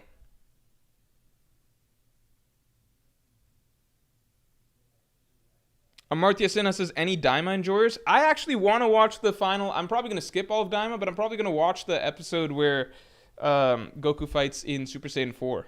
I'm probably going to watch that. Also, let's get the stream likes up to 150 real quick. And I'm probably going to let Harley out now because he's probably done. He's done his time. Let's get the stream likes up.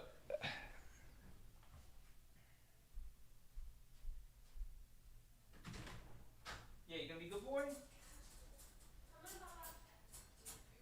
Yeah, go be a good boy.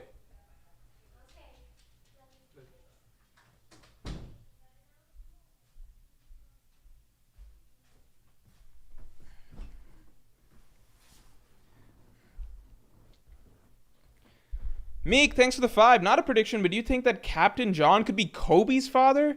If so, Rock standing by John this chapter would be a cool parallel to Blackbeard / Kobe. I hope... Nah, man. I hope that... I hope Kobe's just a dude. I really hope Kobe's just a guy. We never learned anything about Kobe's past, which worries me, because it might be like, oh, fuck, that means that we need some sort of special past for him, but I like him as just a dude. Also, let's get the stream likes up to 150 real quick. JK Kane, thanks for the 2. I feel like pre-skip Naruto's fights still hold up. Have I tried watching Naruto at all recently? You know, a Naruto episode that I actually go back to from time to time just to watch is the written exam of the Chunin exam arc. I think that's Naruto did so many things so well. I think that the written section of the Chunin exams is like one of the coolest ways to kick off the concept of like the story arc. And I still think it's like, because like so many stories nowadays, like they try to do the exam thing to start the story, like or like, you know, like a little tournament for the kids or something like that that are in school or studying or whatever, right? Like the Magic Knight exams in Black Clover, or like the My Hero Academia, you start with those tests and stuff. I think it's like very common, right? The written section of the Chunin exams was really, really sick, because like it's just you get a little glimpse. Maybe it's just maybe something I like, but I like the idea of like characters with powers all being given like the same sort of challenge. But it's not like a straight up combat challenge, but like they're all given some sort of unique challenge or setup that they have to deal with, and then you get to see the different uses of their powers to get around this challenge in a unique way, and their personalities also shine through a little bit in that. So yeah, and the entire time you're thinking like, how the fuck is Naruto gonna pass? Like that whole scene is really good. It's like a 2 episode scene. It feels tense because like people are actually being caught cheating and being kicked out and stuff. You have no fucking idea how Naruto's gonna pass. It gives us a really good preview of all of these other competing Genin's abilities and gets you excited, and a little bit of their personalities and group dynamics. It just solidifies a lot for the characters, and it's good for Naruto's character too, like the way that he refuses to cheat, and then like the way that he ends up passing and everything like that. All fits, all logical. Yeah, I don't know why I went off on that tangent, but I think the other recent Naruto fight that I watched, maybe like in the last 6 months or something, I like Shikamaru's fight in the Chunin exam, but against his future wife. But it's not like a fight in terms of like the action sense. So I don't think I've gone back and watched like a Naruto action sequence from pre-time skip in some time. I watched the more recent Naruto versus, like the concluding Naruto versus Sasuke fight. I thought that was well animated. Aether, thanks for being a Pirate King tier member for 29 months.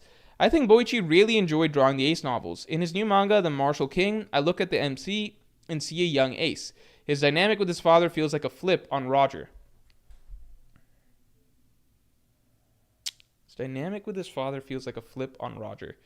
I look at the MC and I see a young Ace. The Martial King. What? What's the Martial King? I didn't know that. Wait, what? What is this? Okay, I'll just have to look into that later, because I do like, is Dr. Stone over?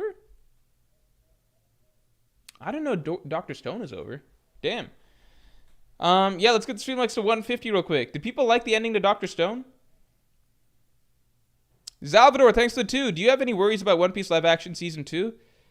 Honestly, no. I feel very excited looking at I think the teaser got me very excited. I think the teaser looks very, very good. It feels like it's going to be a very grand season, and I actually now feel more encouraged. Before I was like, what are they doing? Why are they trying to like do all this and keep Alabasta for the next season? But looking at what they're doing here, it feels very right, and it just feels encouraging that they're gonna let the story breathe and let the build up to Alabasta be very, dramatic. And then on top of that, it feels like just seeing all the live action sets and like the Giants and like Whiskey Peak and the Red Line and all of that stuff, and realizing like how epic all of that will feel in live action. Like, I just was thrown because in the manga, that section of the story leading up to Alabasta doesn't feel that epic. Because when you're reading a comic book, like, the Straw's running into, like, a big-ass whale, it's just a drawing, right? Like, a drawing of, like, the Straw's running into a big-ass whale, right? But, again, I talked about this when I watched the trailer. In live action, watching, like, heroes travel up, like, a giant mountain and then come down and there's a giant whale at the bottom, in live action format, that feels really, really grand and epic. So now I'm realizing how visually spectacular this whole season is going to feel, and how scaled up and like Grand Line-esque this is going to actually, this is actually going to live up to.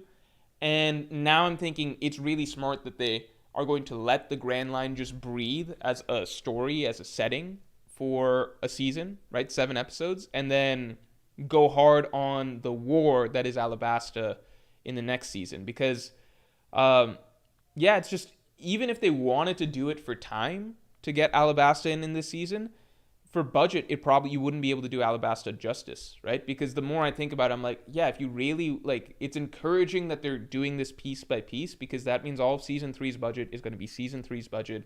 Like, you want to do justice to the big desert kingdom and the large war that's going to take place there. So I feel very optimistic about Season 2 and Season 3. And then Chopper was a question mark design-wise. I think visually Chopper looks very good. I don't like Chopper's voice and kind of the spin on his personality that they gave him.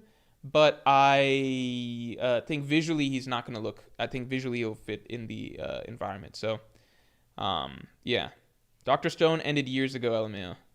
It's been over for a while. Fuck. Okay, I guess I missed the... I think maybe I knew that and I just forgot. Kind of just felt like it kept going.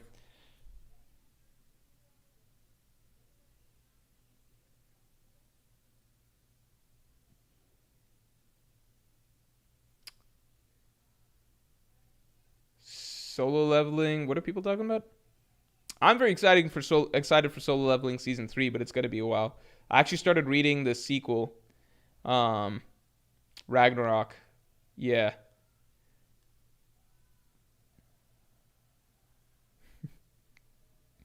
"30-year-old Luffy will fight Kaido." This is Emily Rocket.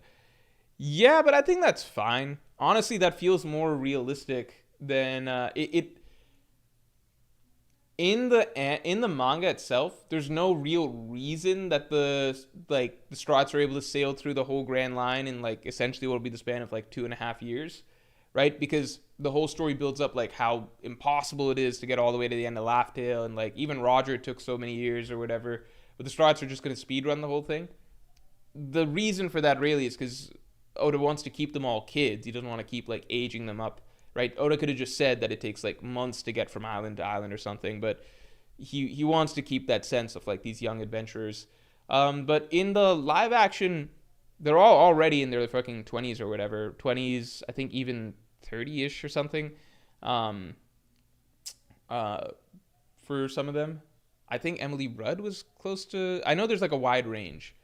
And I don't know how old Nico Robbins' actress is or whatever, but in the live action, it's just like, who gives a fuck, right? Like, if anything, it might make the adventure feel more like a real grand epic if it's taking place over 10 years with, like the characters actually aging up over the years to get to that point.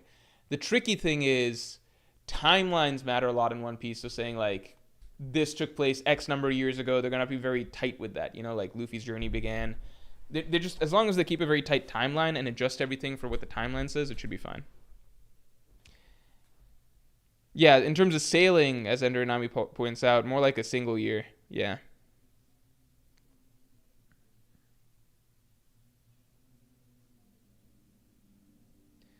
Urquhart says, "Where's the endgame for the live action? Because it's never going to be able to finish the story. What's going to happen? Because Emily Rudd is early 30s. I mean, it's like it's Hollywood. Like people can be made to continue looking relatively young for like a long ass time.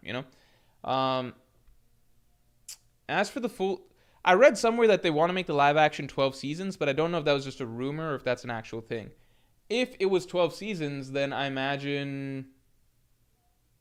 feel like as long as they're really willing to cut, especially from later stuff, because I truly, truly feel like later on in the story, post-time skip, the entire section from Fishman Island through Wano is a lot of storytelling that, like, could be severely, severely condensed. Like, severely condensed. Because, I mean, even Oda in interviews, like, a lot of things point to... Between Oda's interviews and what we know about the editor process and stuff like that, a lot of it points to that being the section of the story where Oda's editors stopped having as much influence on what he should or shouldn't do, and that being the section of the story where Oda like really started like taking the reins in terms of like wanting to write, like expand things as much as possible, to the point that like he wanted Punk Hazard to be two separate islands. Like, we'll do a Fire Island story and then an Ice Island story. He wanted, like, Green Bit to be a separate story from Dressrosa. Like, a lot of things that really have no need to be... like, he was just coming up with ideas on ideas, right? And, like, what we're getting post-time skip is, like, the most condensed version of ideas that Oda was willing to chop it down to. But it's representative of that probably being the point in the story that he's, like... excited to just like have a lot of plot lines and storylines just keep expanding. So I feel like that's the area of the story that I think a lot of things could potentially be cut down. I'm not saying that individual arcs become unnecessary, but I do think like a lot of plot threads and things like that can be cut down for the live action once we get to that part of the story. So my feeling would be like, you know, I feel like end of season 3, like I don't think all of season 3 should be Alabasta. I think season 3 can cover Alabasta and like at least getting to Skypiea or something like that. I think that the Skypiea arc can be severely condensed to just the bare like lore elements that we really need.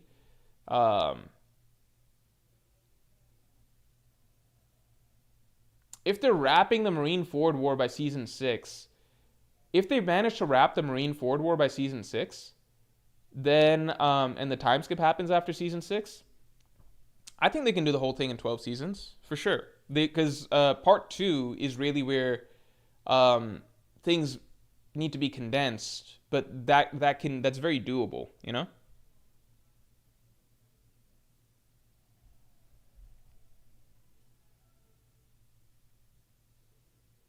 Mr. Saturn, thanks for the 5. If Blackbeard is possessed by rocks, it'd be interesting to see Blackbeard's backstory as a prisoner in his own body.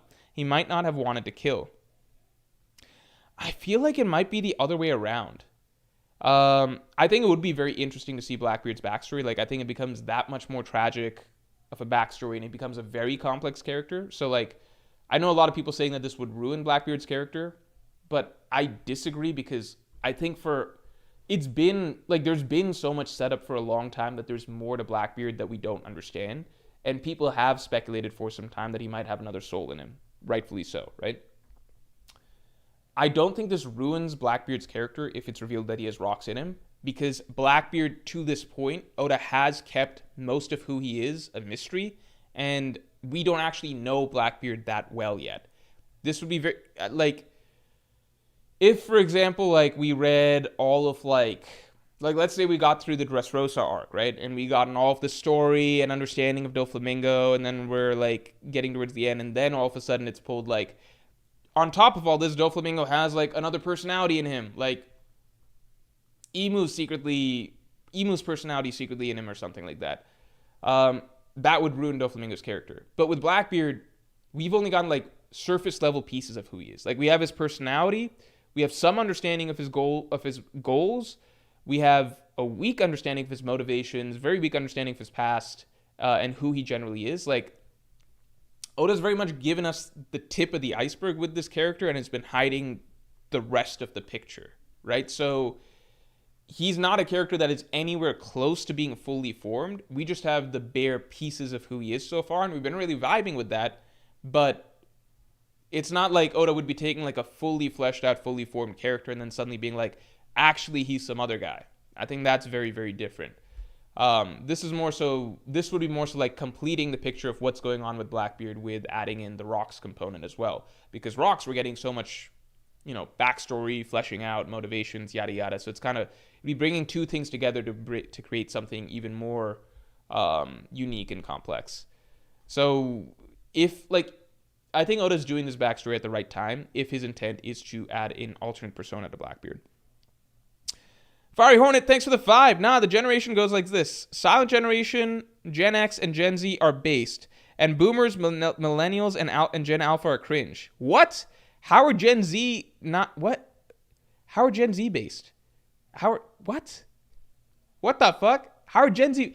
Millennials are more based than Gen Z. What the fuck? You're the TikTok generation. And then Alpha is the hardcore TikTok generation. I can't imagine Millennials not being... How are Millennials the cringe generation? I just don't understand. Cody Abbott, thanks for the 2. Most likely to have a sad backstory, Blackbeard or Emu? Blackbeard by a million. My personal prediction is that I don't think Emu's going to have that sad of a backstory. Some characters, like Oda, just, like it's the same way Enel's just like a piece of shit at the end of the day. Like, maybe he had a sad backstory hidden in there somewhere, but Oda's not going to, like, harp on it, you know?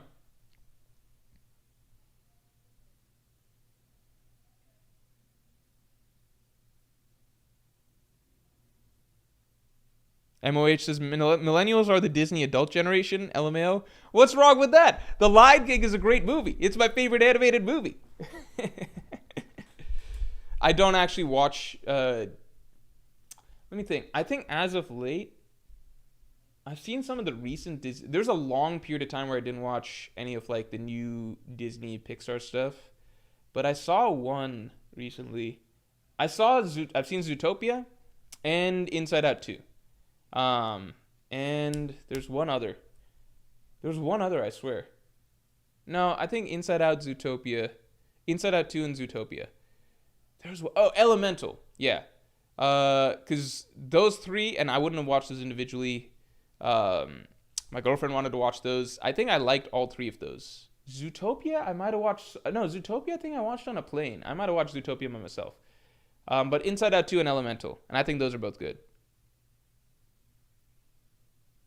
Dark Dragon X7 says, nah, that ain't being a Disney adult. What is being a Disney adult?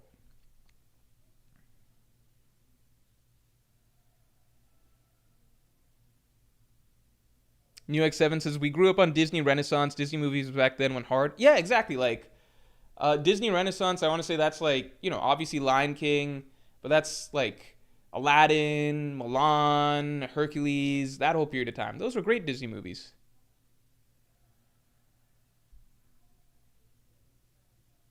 Okay, so Soul, I think, was bad. Um, Encanto, I haven't seen, and Turning Red, I haven't seen. Soul, I straight up thought was bad.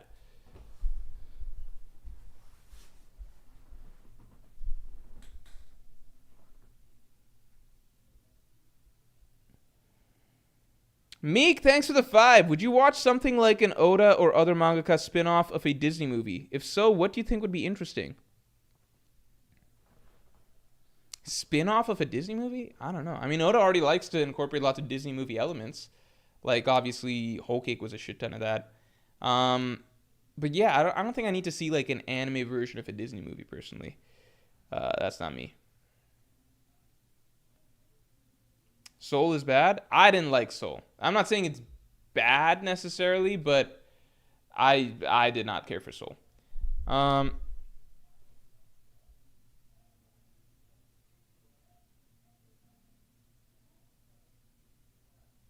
Urgert's Soul was good for when it came out at the end of a tough year for a lot of people.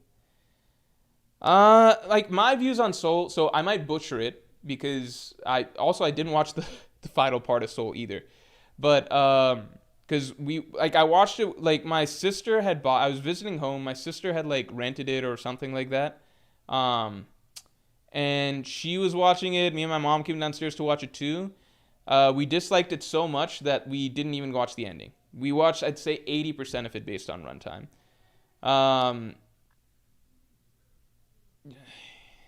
From what I remember, its messaging was just so eye-rolling that I was like, I can't believe they made a whole movie about this shit. And then in terms of the messaging, it felt eye-rollingly boring. But then if you compare it, like let's say Inside Out 2, I think is brilliant in its messaging. It's surprisingly very mature and poignant in its messaging, right? Inside Out 1, I think its messaging is fairly simplistic, good for kids to hear, whatever, right? Childish, but good for kids to hear. But at the very least, like, if you're going to make a whole movie around, like, certain messaging, like, about, like, life, etc., right? Then at least, like, make it a entertaining movie. I think that Soul, its messaging was so fucking dumb. Not fucking dumb, but it was just like, I don't say dumb. It's just like, you got it like halfway through the movie. You get the point. And it's a point that I don't think is like all that deep. Like, I'm like, is this deep for kids? Is this whatever? Like, is it supposed to be deep for adults? And then like in terms of actual entertainment value, Soul I don't think had any particularly like at least if you're watching something like Inside Out, animation, some creative sequences, like just some good animated like fun, stuff like that. Like I don't think Soul really had that, especially because a lot of its sequences took place in him going around the city and like hovering over like a city event or something like that. Like it's just there wasn't a lot. I don't think it had like in terms of stuff that's enjoyable kid wise, like whimsy, fantasy, etc. I think like just Stuff like that, I don't think it was that strong. And then in terms of messaging for adults, I think the messaging was kind of like pretty, like, yeah, we get it, cool. So I just don't think Soul brought anything really strong to the table. And then plot, well, like in terms of plot or anything like that, it wasn't like a terribly gripping plot with a ton of like, with a ton going for it, I don't think. So I just don't find Soul to be that good of a movie. It felt like it was a movie to tell like a very pedantic message to me, from what I remember, through like fucking jazz and soul music and like appreciation for like life and shit. Like it just didn't feel that like, it just felt like we're supposed to view it as good because like it's trying to get at some good messaging, but it's like just a message alone doesn't make it like a great kids movie to me. I don't know.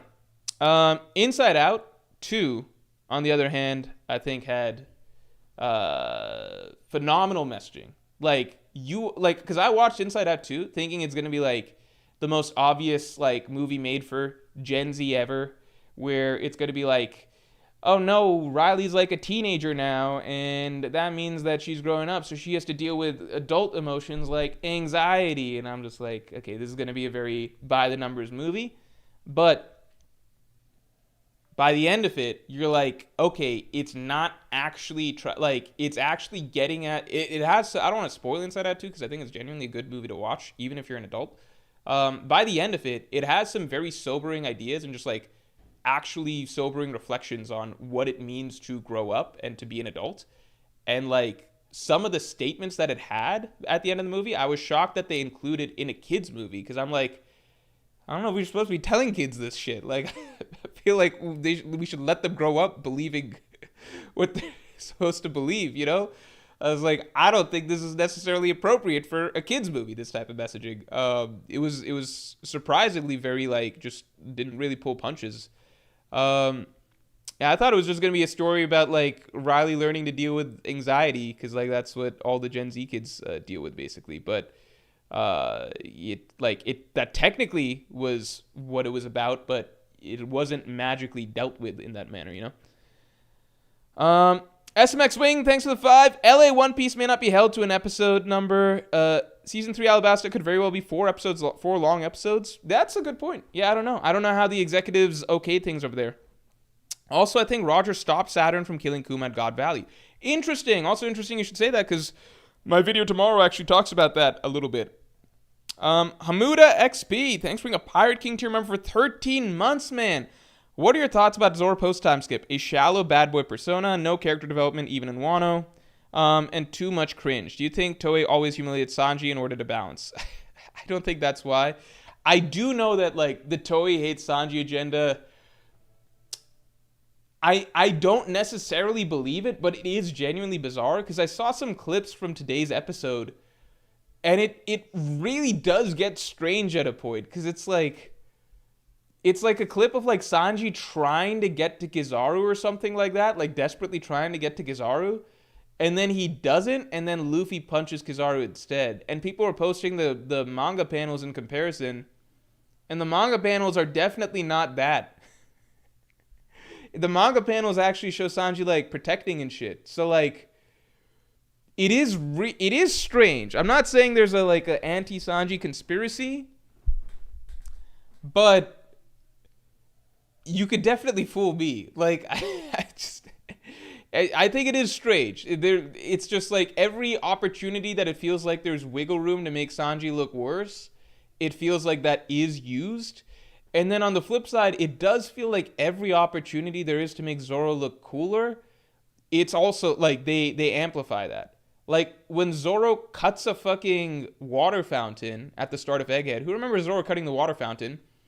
Toei would have you believe that he's like fucking cutting the iceberg Mihawk cut or something like that. They would have you believe he's like cutting an island in half, because like they turned that into a 5-minute epic scene or whatever. And then like for some reason they decided that like, okay, off screen, these are not things shown in the manga, by the way. Toei just decides it's like, okay, off screen Sanji loses to S Shark, and Zoro beats the S Hawk and S Bear at the same time. That's basically what they decided. It's like, okay, we should just show what happened. What happened? All right, well, Sanji's fucked up, basically, and Zoro just fucked them up. So I don't know. I could definitely believe.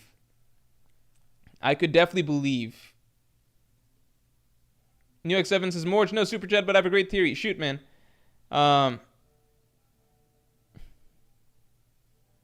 What's interesting, by the way, is I would say get prepared for the One Piece live action to flip things on its head a little bit, because actually that might not be the case in the long run, but Matt, the original writer, was more of a Sanji fan than a Zoro fan. He's talked about that, and you can tell that from their interactions, because in the live action so far, in the live action Zoro and Sanji interaction so far, Sanji consistently gets the last word and gets to look a little bit more slick than Zoro in their little bickering and arguments. Whereas in the manga, generally speaking, it's more even in terms of like, they're not necessarily like one-upping each other, just like in conversation and stuff, right? We're not even getting to fighting and all that stuff. But their conversation and bickering, it's a bit more even, and probably slight edge to like, I think there's more moments where like Sanji gets pissed off and explodes about something, whereas Zoro's kind of like stoic and making fun of him. I think there's more moments of Zoro getting under Sanji's skin a little bit, like, and Sanji blowing up than the other way around, but obviously Sanji gets under Zoro's skin successfully too. But if you look at the live action, they have several back and forths now in the last few episodes, and you can tell that the writer wants to make Sanji, like, this is not Oda who wants to turn Sanji into like an idiot at the end of like a lot of scenes, right? So far, Sanji in the live action has never been made to look like foolish or like he's more charming and everything like that and slick than the Sanji in the manga, who can seem charming and slick but then turns into an idiot whenever certain things happen. Like as soon as a pretty girl comes by or anything, or he gets made fun of in a certain way or whatever, right? Live action Sanji, I would not be surprised, especially because like I think Matt was involved in writing still this season, and I presume season 3.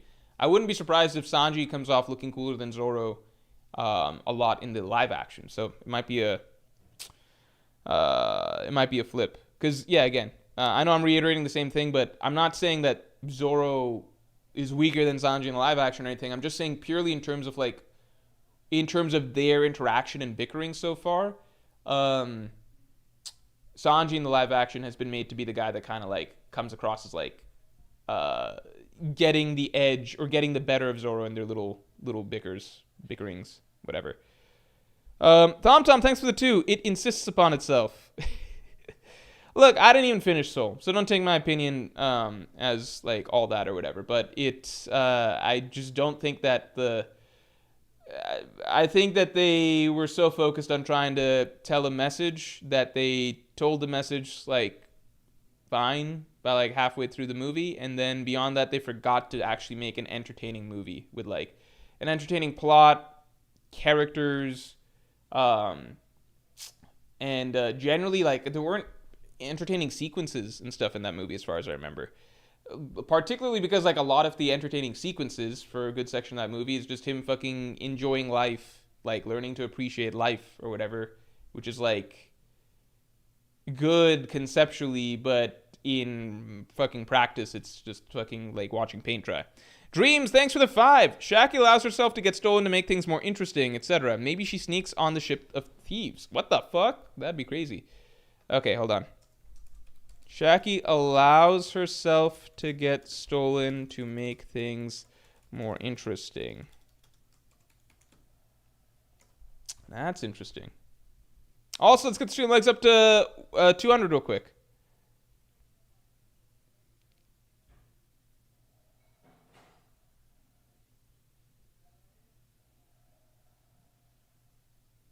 New X7. All right, let's catch this. So New X7 is saying, long-term theory. Harold pretends to kill Rocks, but actually saves him and keeps him frozen in Heaven Realm. What? In Ida/Mosa care. Loki doesn't tell anyone the truth to protect Rocks and Ida. That'd be crazy, because what happened to Ida, too?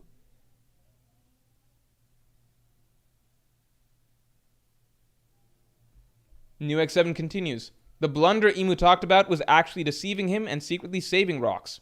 Harold's horns are the key to awakening Rocks.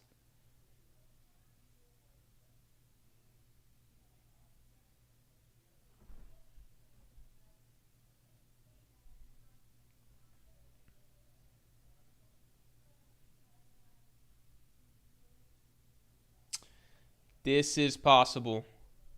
That is interesting.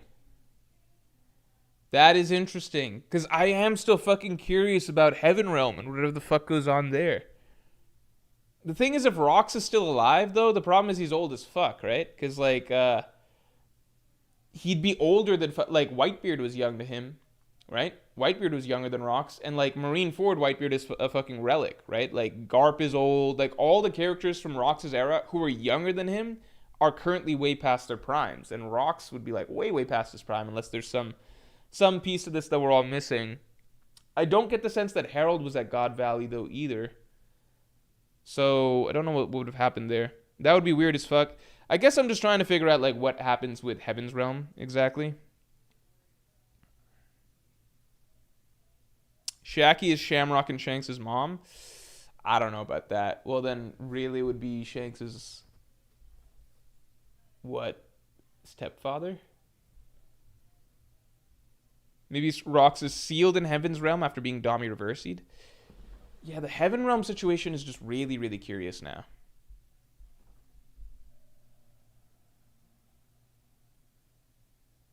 Heaven Realm situation is very curious. Torchlight, do you think the WIT piece will make Sanji exactly like in the manga? I've been wondering how things will change with faster pacing. Yeah, probably close to, like, if it's, because a lot of when Toei doesn't do Sanji right, it's to elaborate runtime, right? So it's like you come up with filler scenes. I still remember a filler scene for Sanji was him, like, fucking losing to Beppo or something, or, like, not Beppo, like Sulong Peckums or something like that. Some ridiculous shit. So that should help, but then, and I also feel like when it comes to Sanji's cool scenes, they do animate him well, like against Queen and everything like that. They still make him look less powerful by a large margin than, like, what Zoro did to King, of course. So there is that. But yeah, I don't know. Like, yeah, maybe WIT will do a better job doing him some justice, I guess. The last Lunarians are in Heaven Realm? That's interesting. So Orochi says, Garling has blonde hair, so the mother has to be redhead, can't be Shaki. Yeah, assuming that One Piece color schemes and, like, genealogy and everything works like that.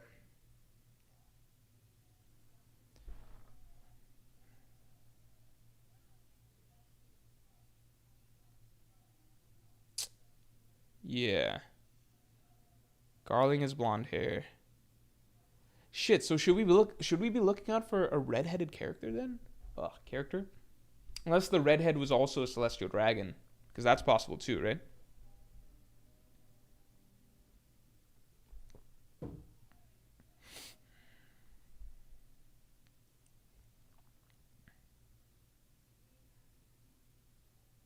Jordan Vance's faster pacing won't change those Sanji scenes that his fans want gone. Like the nosebleeds, him wanting to perv on women, etc. Yeah. There are... It's just post-time skip. It's just post-time skip. Yeah, I don't know why he, like, Oda just went with that sense of humor for post-time skip. Red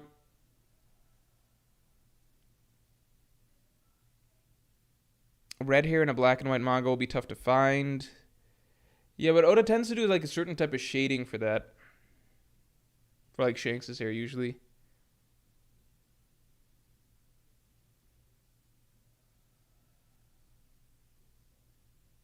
We wouldn't know. No, but isn't Shanks usually shaded, like, here, like, let me see.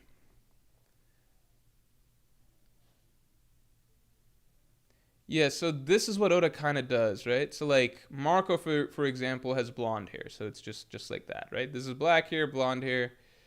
And then with Shanks's red hair, it's like this this different sort of vibe, which is not exactly, you can tell it's not blonde, it's something else, you know? Shanks is consistent with himself, but not consistent with other redheads. Oh, check Kid. Fuck. Yeah, you might be right. Kid would be what, like 595 or something?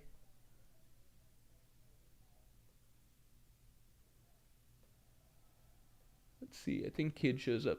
Kid should show up this chapter. Maybe it's next chapter. I think it's previous chapter. Hold on, let me see.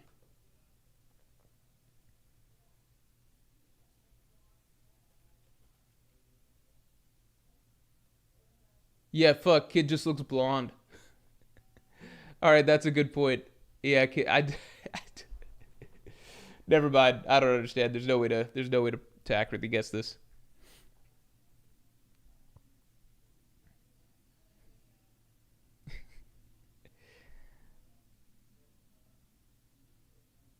He shades whatever he wants to. Fooly Cooley says Toei makes Sanji easier to disrespect than Zoro. That's why he gets so much hate. I don't think that's true because I think independent of Toei that would be the case. Because Oda does that too. Like Oda generally is cool with using Sanji as like a hype tool for other characters, and he's generally okay with like having Sanji look bad in spurts. Whereas like Oda's very protective of Zoro. He doesn't like making Zoro look bad. Like, I think if I were to look through all of post time skip, the only moment that Zoro, it feels like he underperforms or just like it's just made to look bad for something kind of embarrassing is like Carrot attacks them and then Zoro can't, like he fails to hit Carrot. I think that's the one moment where it's like, damn buddy, that really that didn't look good. The Lucci fight, I think that's one that we all were like, damn, he's really going huff with this dude or whatever, and that was embarrassing. But now we've learned in retrospect that Zoro can't use, or he doesn't actually have Conqueror's Haki down. So then that kind of puts a spin on that in terms of like, oh, never mind. Zoro performed against Lucci pretty much exactly how you'd expect him to if he's not capable of using advanced Conqueror's Haki on a whim. Because from what it looks like, if you take that into account, then it's just like, okay, at the end, Zoro pulls out, like, he gets triggered, he does a big Haki attack or whatever, and beats Lucci pretty much right away. And then prior to that, you know, Zoro without advanced Conqueror's Haki, from what we saw in, in Wano, he would struggle against, like, a first mate type character, right? So, like, Zoro going about even with Lucci felt like, felt right if it's assumed he's not... if it's assumed he's not using Advanced Conqueror's Haki. Again, like the key is that we could tell that he's not using Advanced Conqueror's Haki when we read the fight, but the new information is that he doesn't have mastery over it in the first place.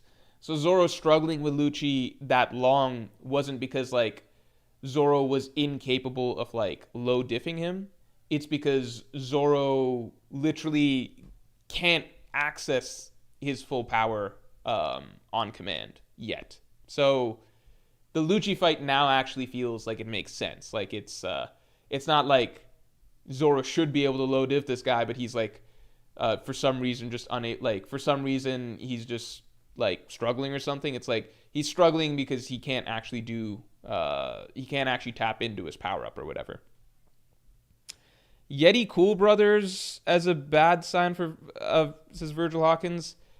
Yeti Cool Brothers. I mean, I personally never counted the Yeti Cool Brothers because like gas has always been like a thing that works on characters in One Piece. Like Sanji's entire group got knocked out by gas like at the start of the arc, and that wasn't even by Yeti Cool Brothers. That was like literally the fodder henchman of Caesar. So the only reason gas doesn't work on like characters like Luffy is because Luffy got accustomed to poison and stuff like that. But the Yeti Cool Brothers feels different because that's just that there was no fight. You know, that was just like literally got gas chambered or whatever. So outside of the Carrot situation, I don't really know. Because again, the Lucci one now makes sense. It's like yeah, if Zoro's not capable of using Conqueror's Haki or whatever, that's pretty much exactly the level of difficulty it would make sense for him to have with Lucci. And then the moment he's taps into Conqueror's Haki, he basically does exactly what people thought he'd be able to do to Lucci. And then he goes on to clash with Venus Juro because now he's like out there wielding. Sorry. Now he's out there wielding Conqueror's Haki. So I just don't think that there's like instances that I can think of where he really struggles in an embarrassing way post time skip. SMX Wing, thanks for the 5. Loki's attraction to unconventional women like Lola stems from his hidden affection for Ida. That's a really fucking good point. I really like that idea. I really like that. That's a great point. That's actually really beautiful when you think about it. Because, like, that is what he, you know, grew up actually secretly admiring to some degree.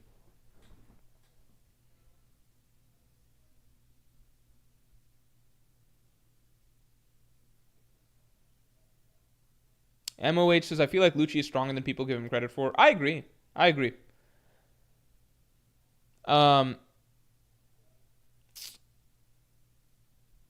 definitely agree Lucci's a lot stronger than people give him credit for, but before the Lucci fight, like, people were talking up, like you remember when, like, Luffy and Zoro had Lucci and Kaku tied up?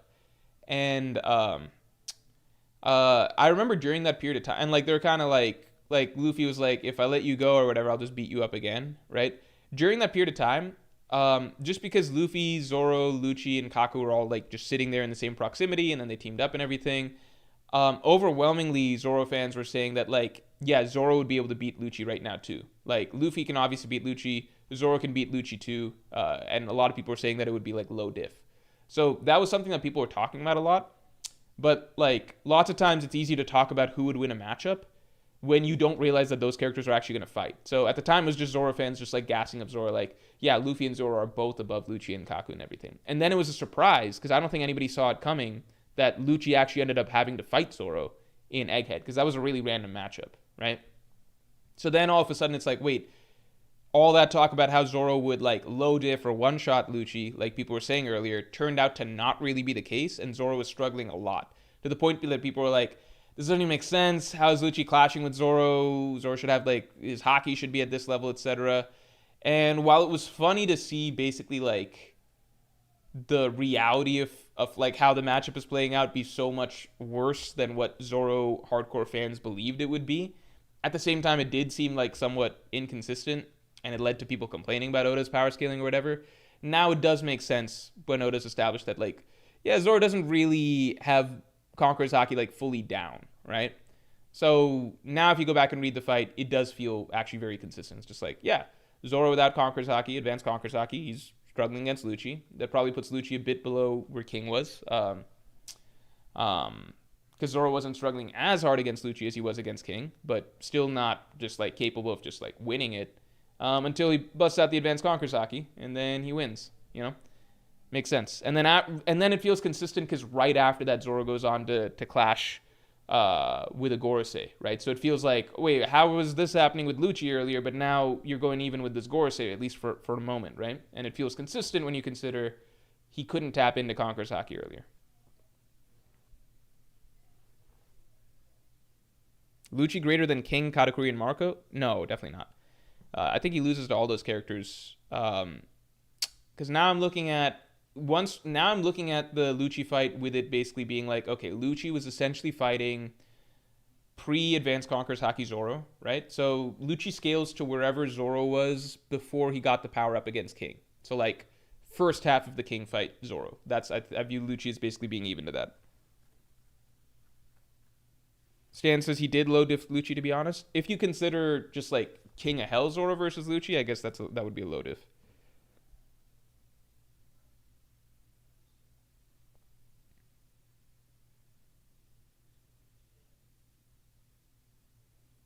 Narukami says the funniest thing about that is that the clash with the Gorosei also took a few chapters, but nobody counts that, LMAO. Yeah, Zoro, like, he didn't just clash with Venus Juro once. He then actually, like, held him off in the background for a little bit. It was just not highlighted as, like, I think the clash was highlighted, but then Zoro fighting him kind of in the background was treated as the background, so therefore it's not a big deal isn't made out of that. It's kind of like So you know the episode that Toei just animated, right? I saw the clip for it and everything like that.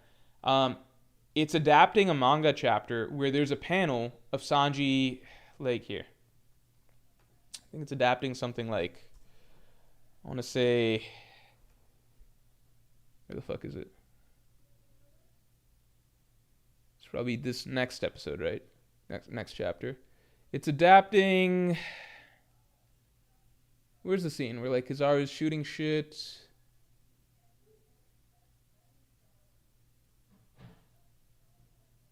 Oh, is the last page not loading? Let me see. Maybe it's on this. Fuck. Okay, yeah, it's adapting this, right? So here, so so in this page, right? Sanji is blocking a laser with his foot, right? This doesn't get talked about that much. Why? Because it's not highlighted. Like it's a thing Sanji does, but it's not highlighted, right? But then later on, Kizaru shoots a laser and Sanji blocks that one directly, like or not directly. It's the same as this. It's the same thing. Sanji blocks the laser here, but he also blocks a laser a little later when Kizaru shoots it and Sanji blocks that laser and he like talks about the power of love and stuff, right? That's the one everyone remembers and makes a big deal out of, and it's like, oh, that was Sanji's coolest moment, or like a really cool moment, yada yada. Sanji blocked an admiral's attack. Sanji made Kizaru have this crazy reaction face and everything. That's the moment that people talk about, even though this is the same fucking feat. He's doing it actually earlier, but it's just not a highlighted moment, right? It's just a thing that's happening, like kind of like almost in the background of this panel. Not background necessarily, but you know, not in the main focus of this panel. It's just a thing, right? So that's just what people remember, right? People aren't going to remember every little thing that happens in the background of things. People remember things that are made to stand out to us, right? So Sanji actually did, like, Sanji's most hype feat of like blocking the laser, he actually did it even before the feat happened, but nobody fucking pays attention to that until Toei didn't animate it, and then people were like, wait a second. It took like Toei, like, I think Toei even felt like, you know what? That's funny because, like, you know, Toei can't get away with not animating the big one when he does it later on because that's a highlighted moment. But this was a moment where Toei probably felt like, Sanji's blocking a laser in this panel, but I bet no one will notice if we don't do it because it's not like considered a memorable panel or scene. So then they didn't do it, and then like Sanji fans were like, wait a second, he definitely did something here. It's actually really funny.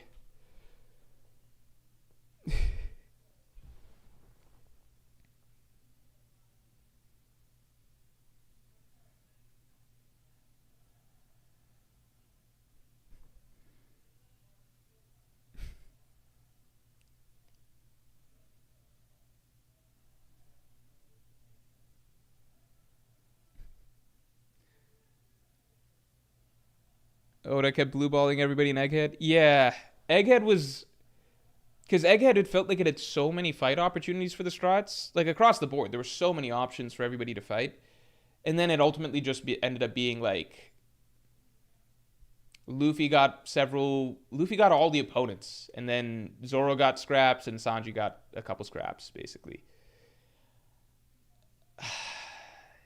Oda really, really, really does Luffy, and like obviously we the reader love Luffy too, but we also love the rest of the Strats. It's just tricky because like he doesn't give the rest of them big fights unless it's like the climax of a saga. Like I did a whole video breaking this down, but I really do think it's interesting because it's just he's very dedicated to this. Like here, let me pull up this video. I think it's very interesting.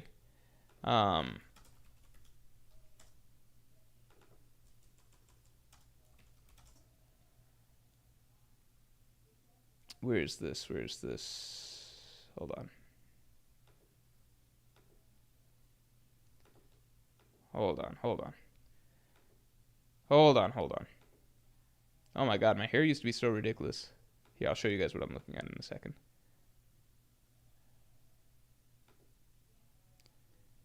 Okay. Yeah, look at this. So, if we look at the full story, right? If we look at the full story, you guys seen this? Um, like, if you think of a Straw Hat, right? Think of your favorite Straw Hat, right? Let's say it's like Sanji, right? Um, in terms of getting a full fight from start to finish where they defeat a bad guy, right?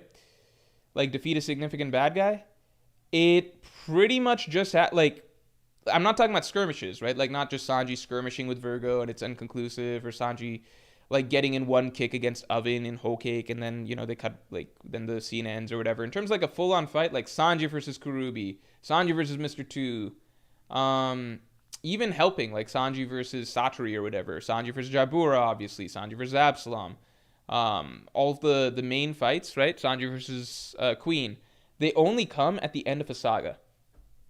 Like we're not reading little like if you're in a random arc like Little Garden or Drum Kingdom or something, Sanji's not getting a fight, like a full on full fledged start to finish fight. Egghead, same thing. The same things that we're experiencing now. Even Whole Cake, which was Sanji's like arc, he doesn't get any extended fight. Like instead, Luffy gets a full on. Luffy gets his longest fight ever. Luffy versus Katakuri. Well, Sanji gets like one kick against Oven. I think he clashes with Daifuku a couple times. Um, it's just Oda's very committed to it, and Sanji's like the character with the third most fights. Like this is kind of crazy, you know. If we pick another like Frankie, right? Frankie, he doesn't get any like he gets his Fukuro fight. He still doesn't even get a fight in Thriller Bark. Fishman Island, end of a saga. Dressrosa, end of a saga. But he's not getting anything in Punk Hazard. He's not getting anything in Egghead, even though that's like obviously seems like it's an arc that could be important for Frankie. It's just the way it is. Like it's the way Oda likes to do it. But for Luffy, it's consistent, right? Like almost every single arc, Luffy's gonna get like a big fight, against somebody, right? Zoro is the exception to the rule in that there will be arcs that aren't the a climax of an arc where Zoro will get a fight. I think that's because Zoro's main role is fighter, So like Punk has, but even in those arcs, it'll be like lesser significance fights for Zoro, like Zoro versus Monet, right? Zoro's the only Straw Hat besides Luffy and Punk Hazard who gets like that. Then Egghead Island, like it's just a pat. Actually, holy shit, I'm wrong. Frankie actually breaks the pattern here. Frankie got a fight versus Monet or not Monet, Baby Five and Buffalo. That's kind of crazy. He got a full extended fight.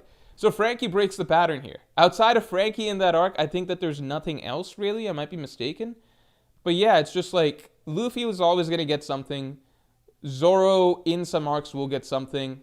I'm talking about full fights here, by the way, not skirmishes, right? So full fights, right? So like Zoro, even in Egghead, he got his Lucci fight or whatever. But generally speaking, Oda doesn't want to do that for a lot of the Straw Hats. So I have my doubts about Elbaf. I feel like Elbaf might conclude with a lot of the Straw Hats getting skirmishes. I'm not crossing my fingers for all of them to get major fights at the end. Maybe Usopp gets something, but we are in the final saga, so maybe Oda breaks some of his like trends here because the people are clamoring for some action. I think Egghead was the most frustrating example of this because like at least in a lot of these arcs where it's like okay, Luffy's the only one getting a fight, it at least feels like fine because it's like there's only so many enemies, right? So like you get to Punk Hazard and it's like okay, Caesar's there and Monet's there and then Virgo's there, but there's not a ton of enemies at the end of the day, right? So it's like okay, Luffy gets his fight, Zoro gets his fight, Sanji gets a skirmish against Virgo, and then Law gets to actually defeat Virgo. It feels fine. But then something like Egghead, it's just like there are so many options. Like there's 5 Gorosei, there's like 10 Vice Admirals, there's an Admiral, there's Lucci, there's CP0, there's Seraphims, there's a plethora, overabundance of potential fights for the Straw Hats here. But instead it's just like Luffy gets to fight everybody, and then Zoro gets to fight fucking Lucci, which nobody asked for. No Zoro fan was even happy with the Lucci fight because they viewed Lucci as beneath him. And then everybody else gets like one, two pieces,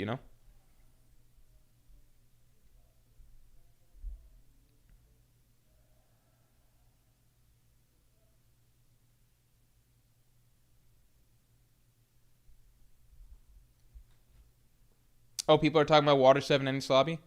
Yeah, that's true. So I think that's fair, the Sea Train fights. But at the same time, I would also add that like I did it like this just out of like clarity, to make things visually easier. But Water 7 and East Lobby is a singular arc. It's a singular storyline to me.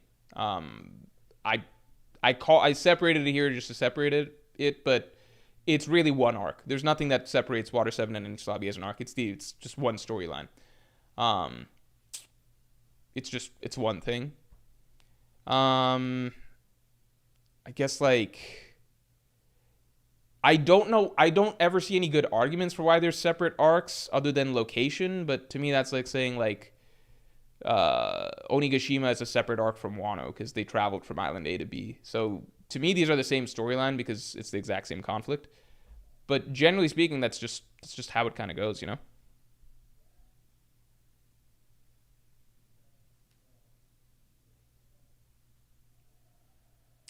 Tom, thanks for the 5. Whole Cake Island was the most frustrating. Sanji couldn't fight Oven or someone. Chopper does barely anything. Brook gets 1. Nami only helps while Luffy gets 2. Yeah, I mean, Whole Cake was another case similar to Egghead where it felt like there was an overabundance of fight options, but we didn't get any of them. And I think that was frustrating at the time. I think the way that I went about it was like, well, I'll have all the Strats get that fight scene against Big Mom, but I don't think that felt like a super satisfying fight scene for most fans of any of those. It's like, oh, Chopper went guard point against Big Mom. Nami hit Big Mom with lightning for like the 50th time, but then this time it worked or whatever. I think people were really looking for Sanji action there. Part of it is like, it's complicated because like part of the point of Whole Cake was also focusing on Sanji's good qualities that aren't him as a fighter, right? That was part of the point of it. But at the same time, like, I feel like sometimes you also want to weigh just like messaging and concept, etc., versus just like actual reader satisfaction. You know, like what feels satisfying storytelling wise. Like, I don't think people would have been like moaning and crying about like how the entire concept of Whole Cake Island is ruined if Oda also gave Sanji a fight there. You know, because at the end of the day, I think readers, like, unless they feel like something egregiously wrong is happening, they're pretty open to like how an author approaches like themes and messaging. So like at the end of Whole Cake, like Sanji was like, I'm never gonna use Jurima's powers, never gonna use this raid suit, etc. And people were like, yeah, never use that raid suit. But then, you know, Wano started and Sanji, you started using the raid suit. I saw like most Sanji fans got on board and were like, you know what, it's actually okay, we're cool with him using the raid suit. And then when he destroyed it, they're like, yeah, destroy that raid suit. And then it's like, well, now I got extra Jurima powers. It's like, well, he's got extra Jurima powers now. It's just, people are generally okay with that. I think, so looking at Whole Cake, like, I get that a larger part of the themes was, you know, we focus on Sanji, you know, his personal qualities that make him good, not necessarily as a fighter because that's what his family only values, right? But he has other things that separate him from that. But at the same time, I don't think anybody in the world would have been complaining if like Sanji got to show all of his good values, but then also show that he's a really capable fighter in that arc and like actually get a moment where he shows up, like he shows his family how strong he is. Because that was like a moment of, I remember during Whole Cake, like that was a common point of discussion where people were like, can't wait to see Sanji's family find out how strong Sanji is, can't wait to see this, can't wait to see this. And then that never really happened. In fact, Whole Cake Island closes with Sanji's family still thinking Sanji's a bum. Because based on what they've observed of him, like, I think Yonji understands that Sanji is stronger now because Yonji got his ass kicked, but Yonji's also the weakest. And Judge understands that Sanji doesn't suck because he's like, okay, Sanji still got Haki and everything. But from Judge's perception, he still thinks he beat Sanji in that fight. He doesn't understand that Sanji threw that fight. And then from the Ichiji and Niji's perspective, it's still like, well, we had to save Sanji at the end because he couldn't like get out of that mess because he couldn't, right? He did have to be saved at the end. So just at a certain point, like, just like, you know, themes are great and everything like that, but you can have both. Like, you can have the messaging and then also have the satisfying moment. Like, I do think a lot of readers were really looking forward to the moment that Sanji actually, like, his family realizes how strong he is. He does reach a level of strength that's like crazy strong. It's just the next arc. I'd say Wano is the arc that Sanji's like clearly, like, he beats Queen, who's using all of Jurima's abilities combined and everything, and Sanji's even stronger than that. But in Whole Cake, that sort of moment just never came, you know?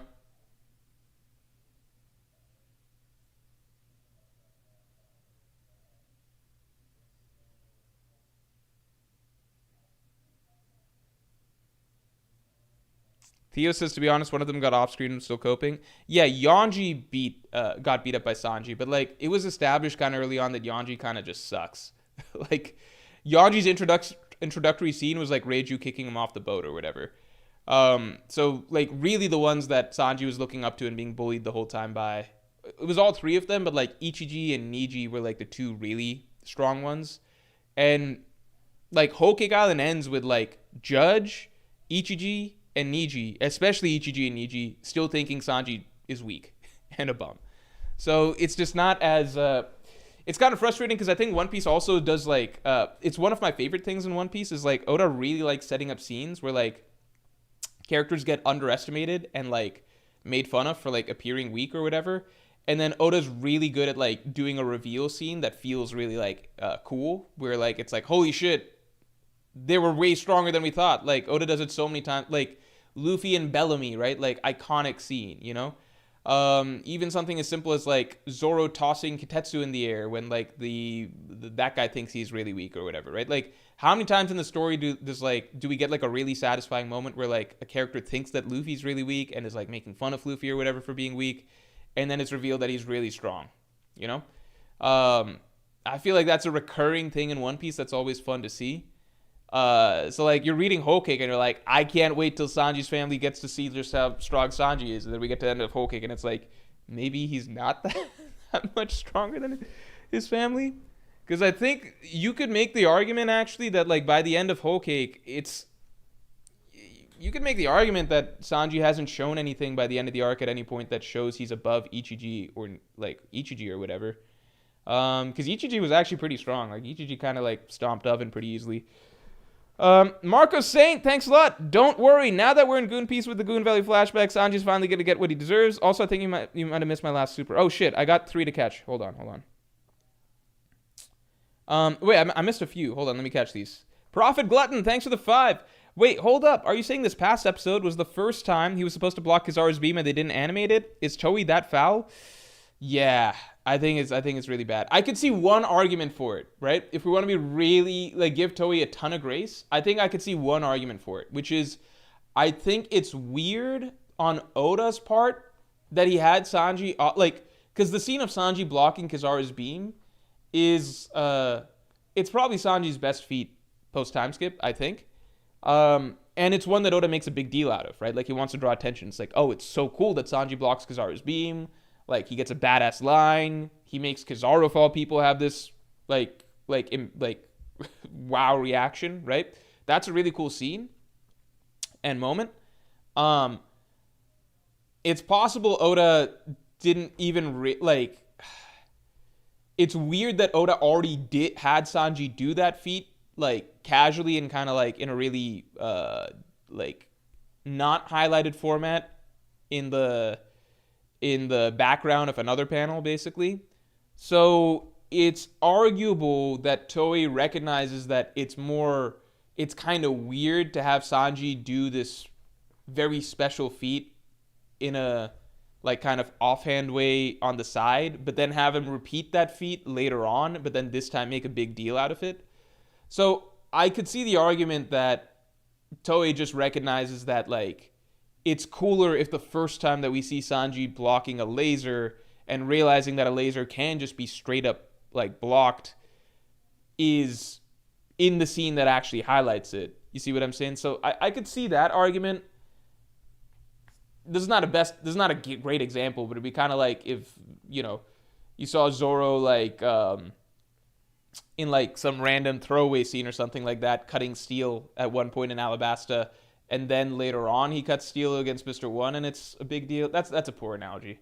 I don't know what the analogy necessarily is, but, like, do you get what I'm saying? Like, it's weird that Oda just had Sanji blocking a laser, in the as, like, a footnote in another panel, but then he has Sanji block a laser again, but then this time, like, really make it a cool scene. So I would argue that if you take power scaling out of the equation, the way Toei choosing to do it is more dramatic and just more exciting storytelling, where we don't realize that the laser can be blocked by Sanji until like the scene actually happens and Sanji just straight up does it.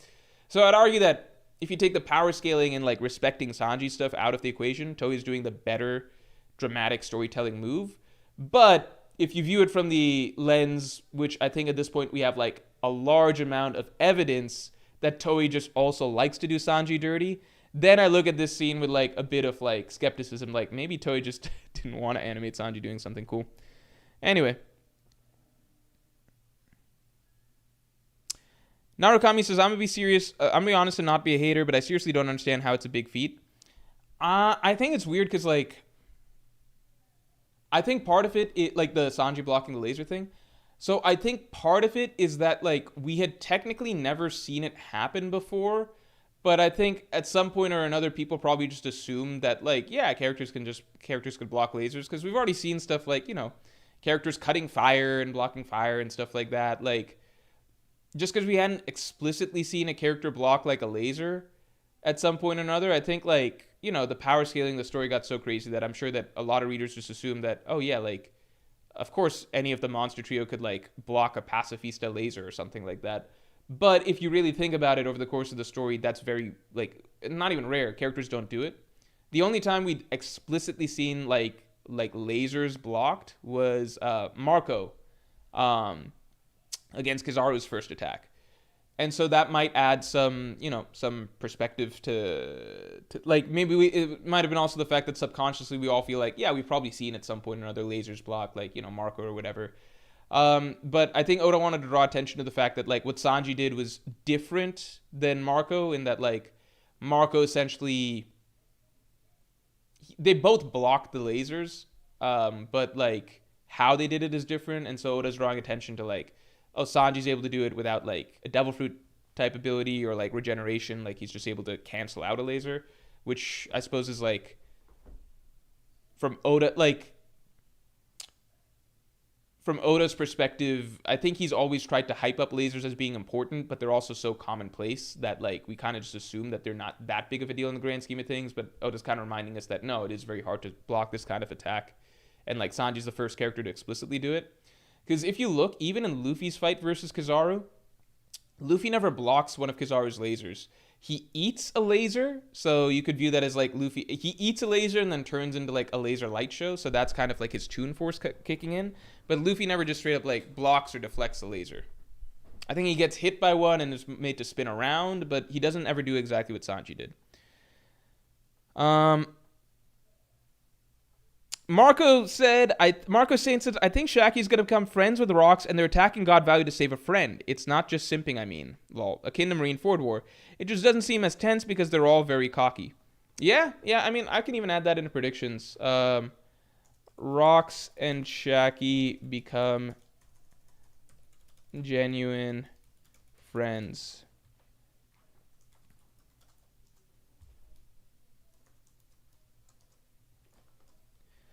Tom, thanks for the 5. Whole Cake Island was the most frustrating. Oh, no, we covered this. And then Marco saying your second comment was that we're in Goon Peace with the Goon Value flashback. Sanji's finally going to get what he deserves. Yeah, I mean, this could very well be the arc that Sanji gets Conqueror's Haki based on the things that have been hinted. I think I'll still just never understand if Sanji's meant to get Conqueror's Haki, why did Oda just do all of this Germa shit for so, like, all of Whole Cake Island and all of Wano? It's just like, that's basically 250 chapters worth of storytelling where like Oda doesn't do any sort of Haki improvement for Sanji, like not even advancing observation, never even like really focusing on like black coding or anything like that. And then you jump to Conqueror's Haki. Like, why not just skip the Germa shit? Like, why not just like be like Sanji's gonna get stronger without relying on his family's shit, you know, and instead like why turn him into the warrior of science? I don't get all that because like why not just improve his armament Haki? I'm just not going to understand that part of it. But I'm open to him getting Conquerors. Vices, thanks for the 10. Laser's portrayal is iffy in general. Edison implied Frankie's laser could destroy Seraphim, and Big Mom was scared to get hit by one. But Pacifista have it. Also, Zoro cut Queen's laser in filler. Yeah, that's the other thing. I imagine anime filler and stuff. Like, there's other moments of filler. Like, I think when Luffy destroys a Pacifista with Gear 3rd, pre-time skip, from what I remember, I think that it even fires a laser as Luffy's fist is coming down. I think the anime added that for dramatic purposes. And I think like Luffy's punch kind of like just plows through the laser from what I recall. Because the anime doesn't know that, oh, we're not supposed to do stuff like that. Yeah, that's the thing. Like, I think in One Piece, certain abilities are supposed to be like particularly powerful. Um, like lasers are supposed to be a pretty broken ability in One Piece.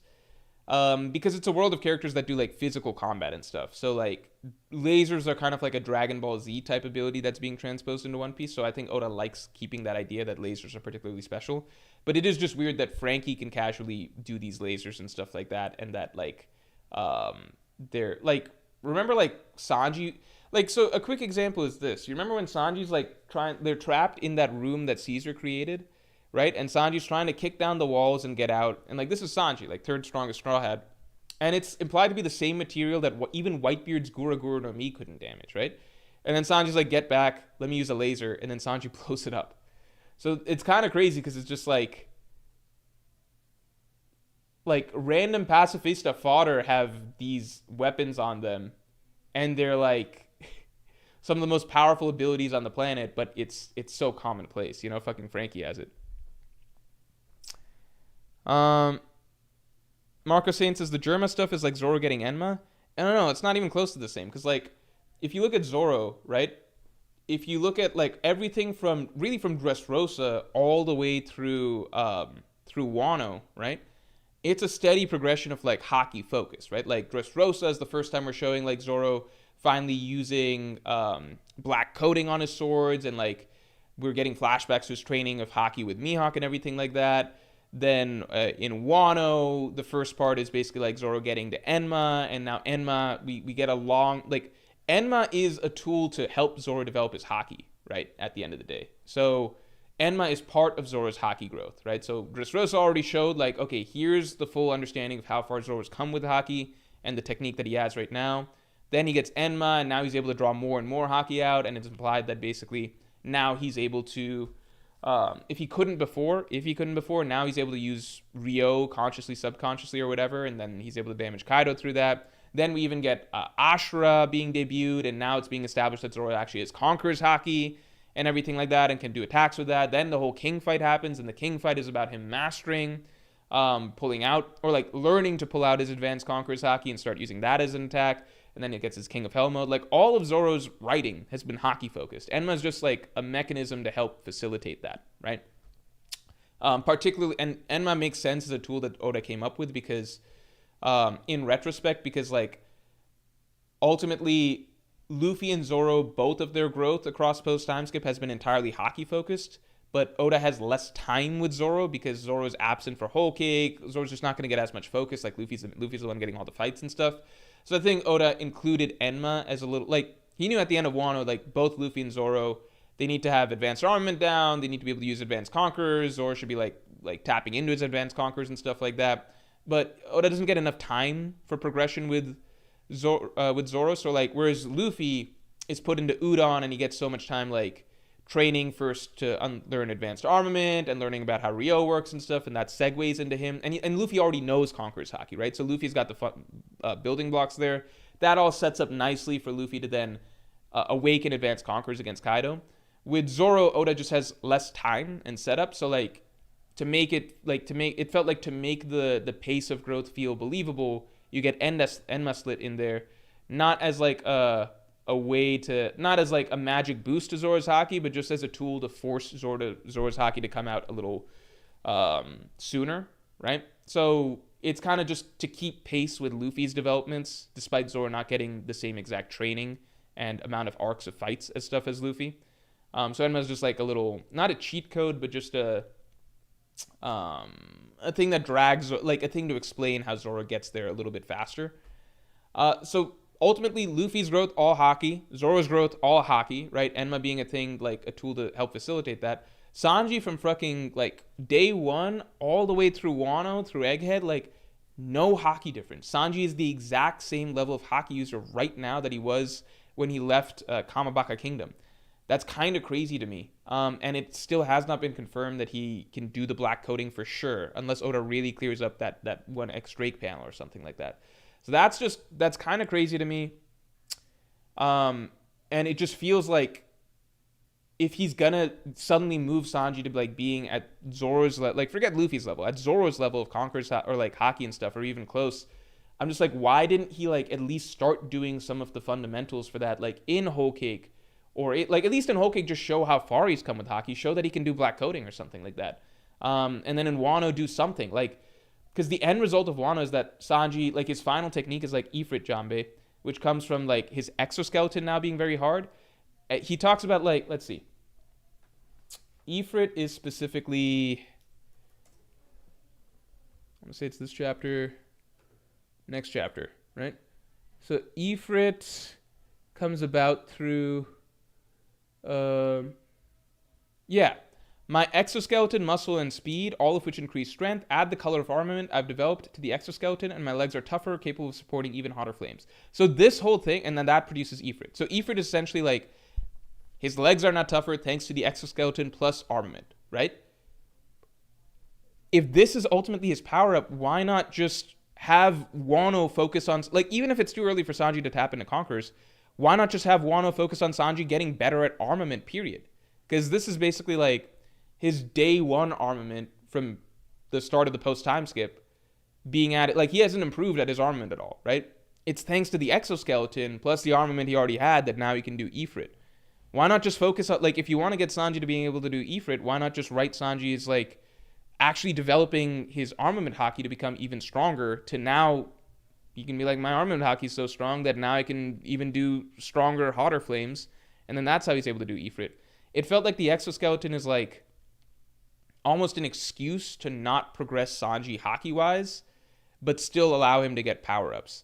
That's what it felt like while reading, because it's never going to make sense to me why Whole Cake ends with, like, him rejecting everything his family's about, rejecting science, rejecting all of that stuff, etc. And then you get to Wano and he's immediately like, well, you know what? I can use the raid suit sometimes or whatever. And then he's like, I don't like the raid suit, but I still like these other science powers. If all of that's leading to him just getting better at Haki anyway. It feels like a very roundabout way of avoiding him having to get better at Haki, even though the results would be the same. Like, it's the exact same results as if he got better at Haki. Does that make sense? Anyway.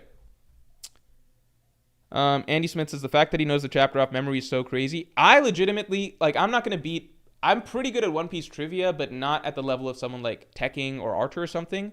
But the one area that I feel pretty confident against, I'd say, most people in the world is getting chapters right, because my videos require, you've seen my videos require a shit ton of panels, like specific, very specific panels that I want for like most lines. And not, at this point, like for the last several years, I have an image person to find those panels, but lots of times I still have to go find those panels myself just to confirm that this is what I'm looking for, this is an exact quote and stuff like that. And before I had the image guy, for years I was finding the panels myself. So most, especially any significant panel, I'm going to be able to get pretty damn close to the chapter, if not like the chapter itself. I think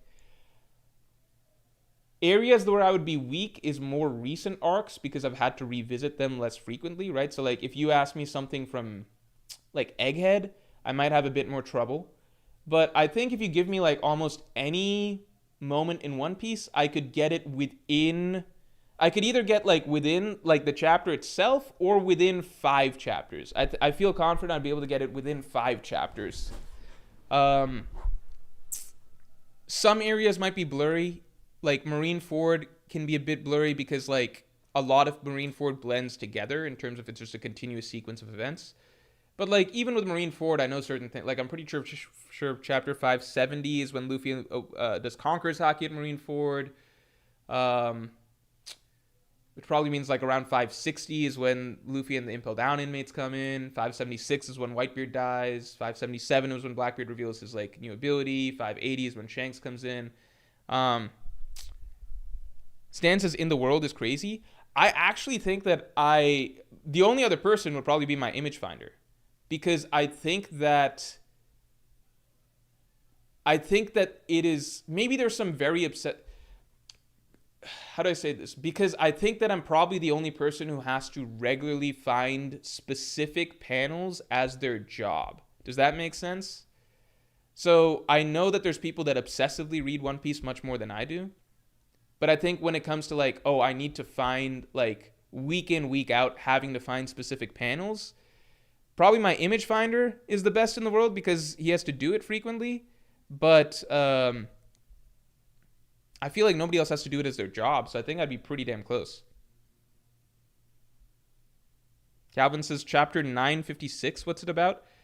Wano's probably wrapping right around then. They might actually be like about to leave Wano. Yeah, I want to say they might be about to leave Wano right then. I don't think that's the exact chapter that they leave Wano, but it might be. I'm not saying I get every chapter exactly right, but within 5 chapters, I could probably tell you what's happening. Meek says Oda definitely beats your image finder, though. Oh, I didn't mean Oda. Fine, let's say not Oda. Although, even with Oda, I would not be surprised if, like, because he's even said that he forgets certain things from, like, the past, etc. I wouldn't be surprised if even with Oda, he's probably, I'd say Oda's editors, right? Because maybe his editors probably have to pour through past things a bit more. Because I'm not even saying I remember the specifics of things that happened better than anyone. I'm just saying in terms of, like, what chapter something happened, I think I've got a good shot at being better than, let's say, anybody but, like, maybe, like, 4 or 5 people on the planet. Maybe people who work with Oda specifically. Because I don't know how common it is that Oda has to specifically find some, like, remember chapter numbers. Does that make sense? Jolly D. Joe says, when is Gear 2, 3, 4, and 5 chapter? Okay, so again, without me actually, like, if you give me some grace in terms of, like, within 5 chapters, Gear 2 would have been Enies Law. Sorry, let's start with Gear 4. Gear 4, I feel like, was chapter 783, probably. Like 780-ish, right? Because 783, and it's the inverse of Gear 2, right? So Gear 2 probably around 387, right? Gear 5 is like he starts awakening it in 1043. He like awakens it in 1044, right? And then Gear 3 would probably be, I want to say, around chapter 3. Let's see, Luffy defeats Lucci in chapter 327. So Gear 3, he's probably pulling out around chapter 320, maybe 321, something like that, I want to say.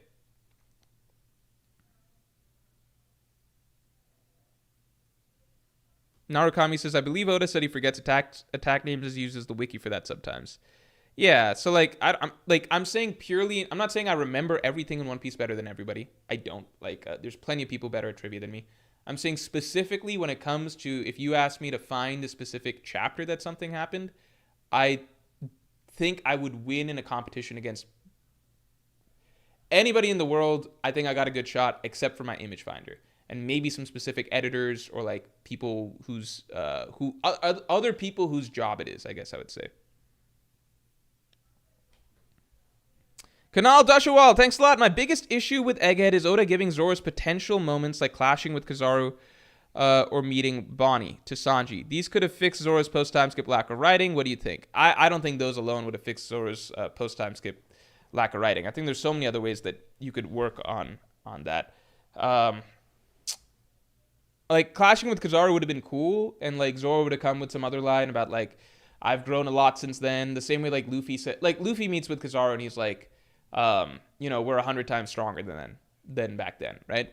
So like Zoro would probably have some other cool badass line to that too. I don't think that's amazing character writing though. Jolly Joe says you got everything but Gear 3 right. Was Gear 3? I said I'd get it within 5. Was I not within 5? What happens in? Oh shit! Did I say? I misspoke. I swear I misspoke because I know it's 427 that Luffy defeats Lucci. It's 420, 420ish that Luffy should that Gear 3 should happen. Around here. 421 is Gear 3.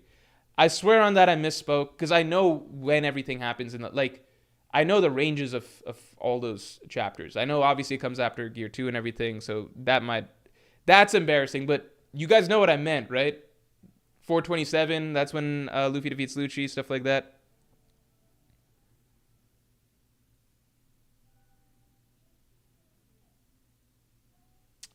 Sarochi says Zoro should definitely have ran it back with Kizaru, a couple of clashes at least. I think that would have been cool to see. I think a lot of people would have liked to see that. But yeah.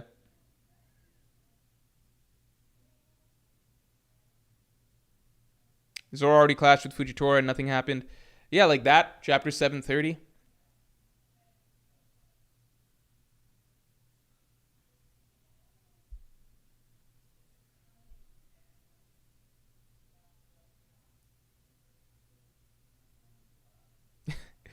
But I bet you Zoro has no idea who Bonnie is, like, even now. Yeah, does Zoro even remember that Bonnie was the girl that he met back then? It's kind of crazy. All right, guys. I'm probably going to wrap stream right around here. I'm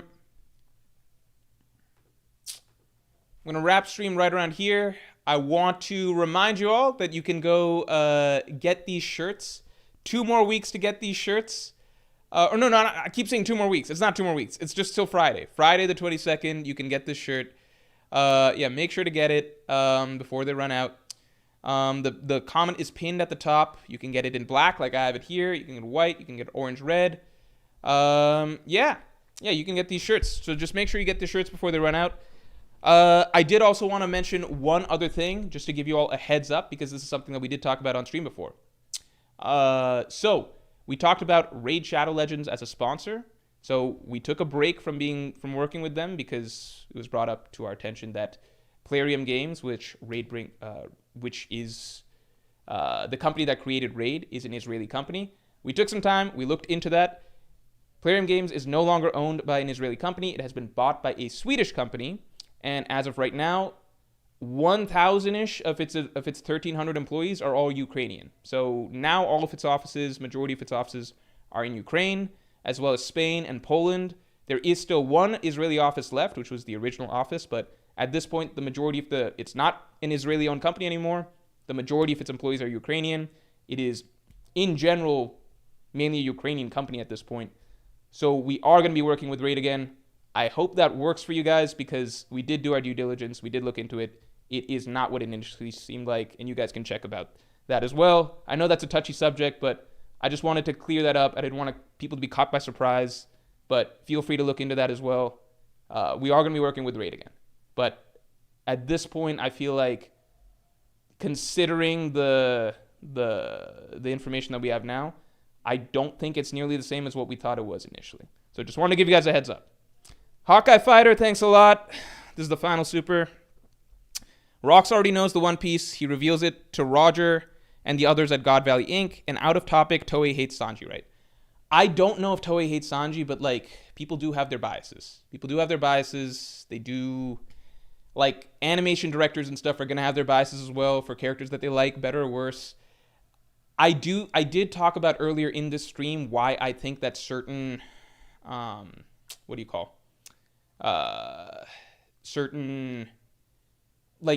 certain scenes aren't necessarily anti-Sanji bias, but at the same time, in this case, like, it's possible, like, I think there's a preponderance of evidence that there could be Sanji bias, like anti-Sanji bias, but in this case, you could make the argument that they wanted to save Sanji blocking the laser for the more dramatic scene later on. So I'd say that's the one argument I would make there, but I don't know if that works. All right, everybody. Thank you all for tuning in. I hope you guys enjoyed this stream, and yeah, with that, I will talk to you all later.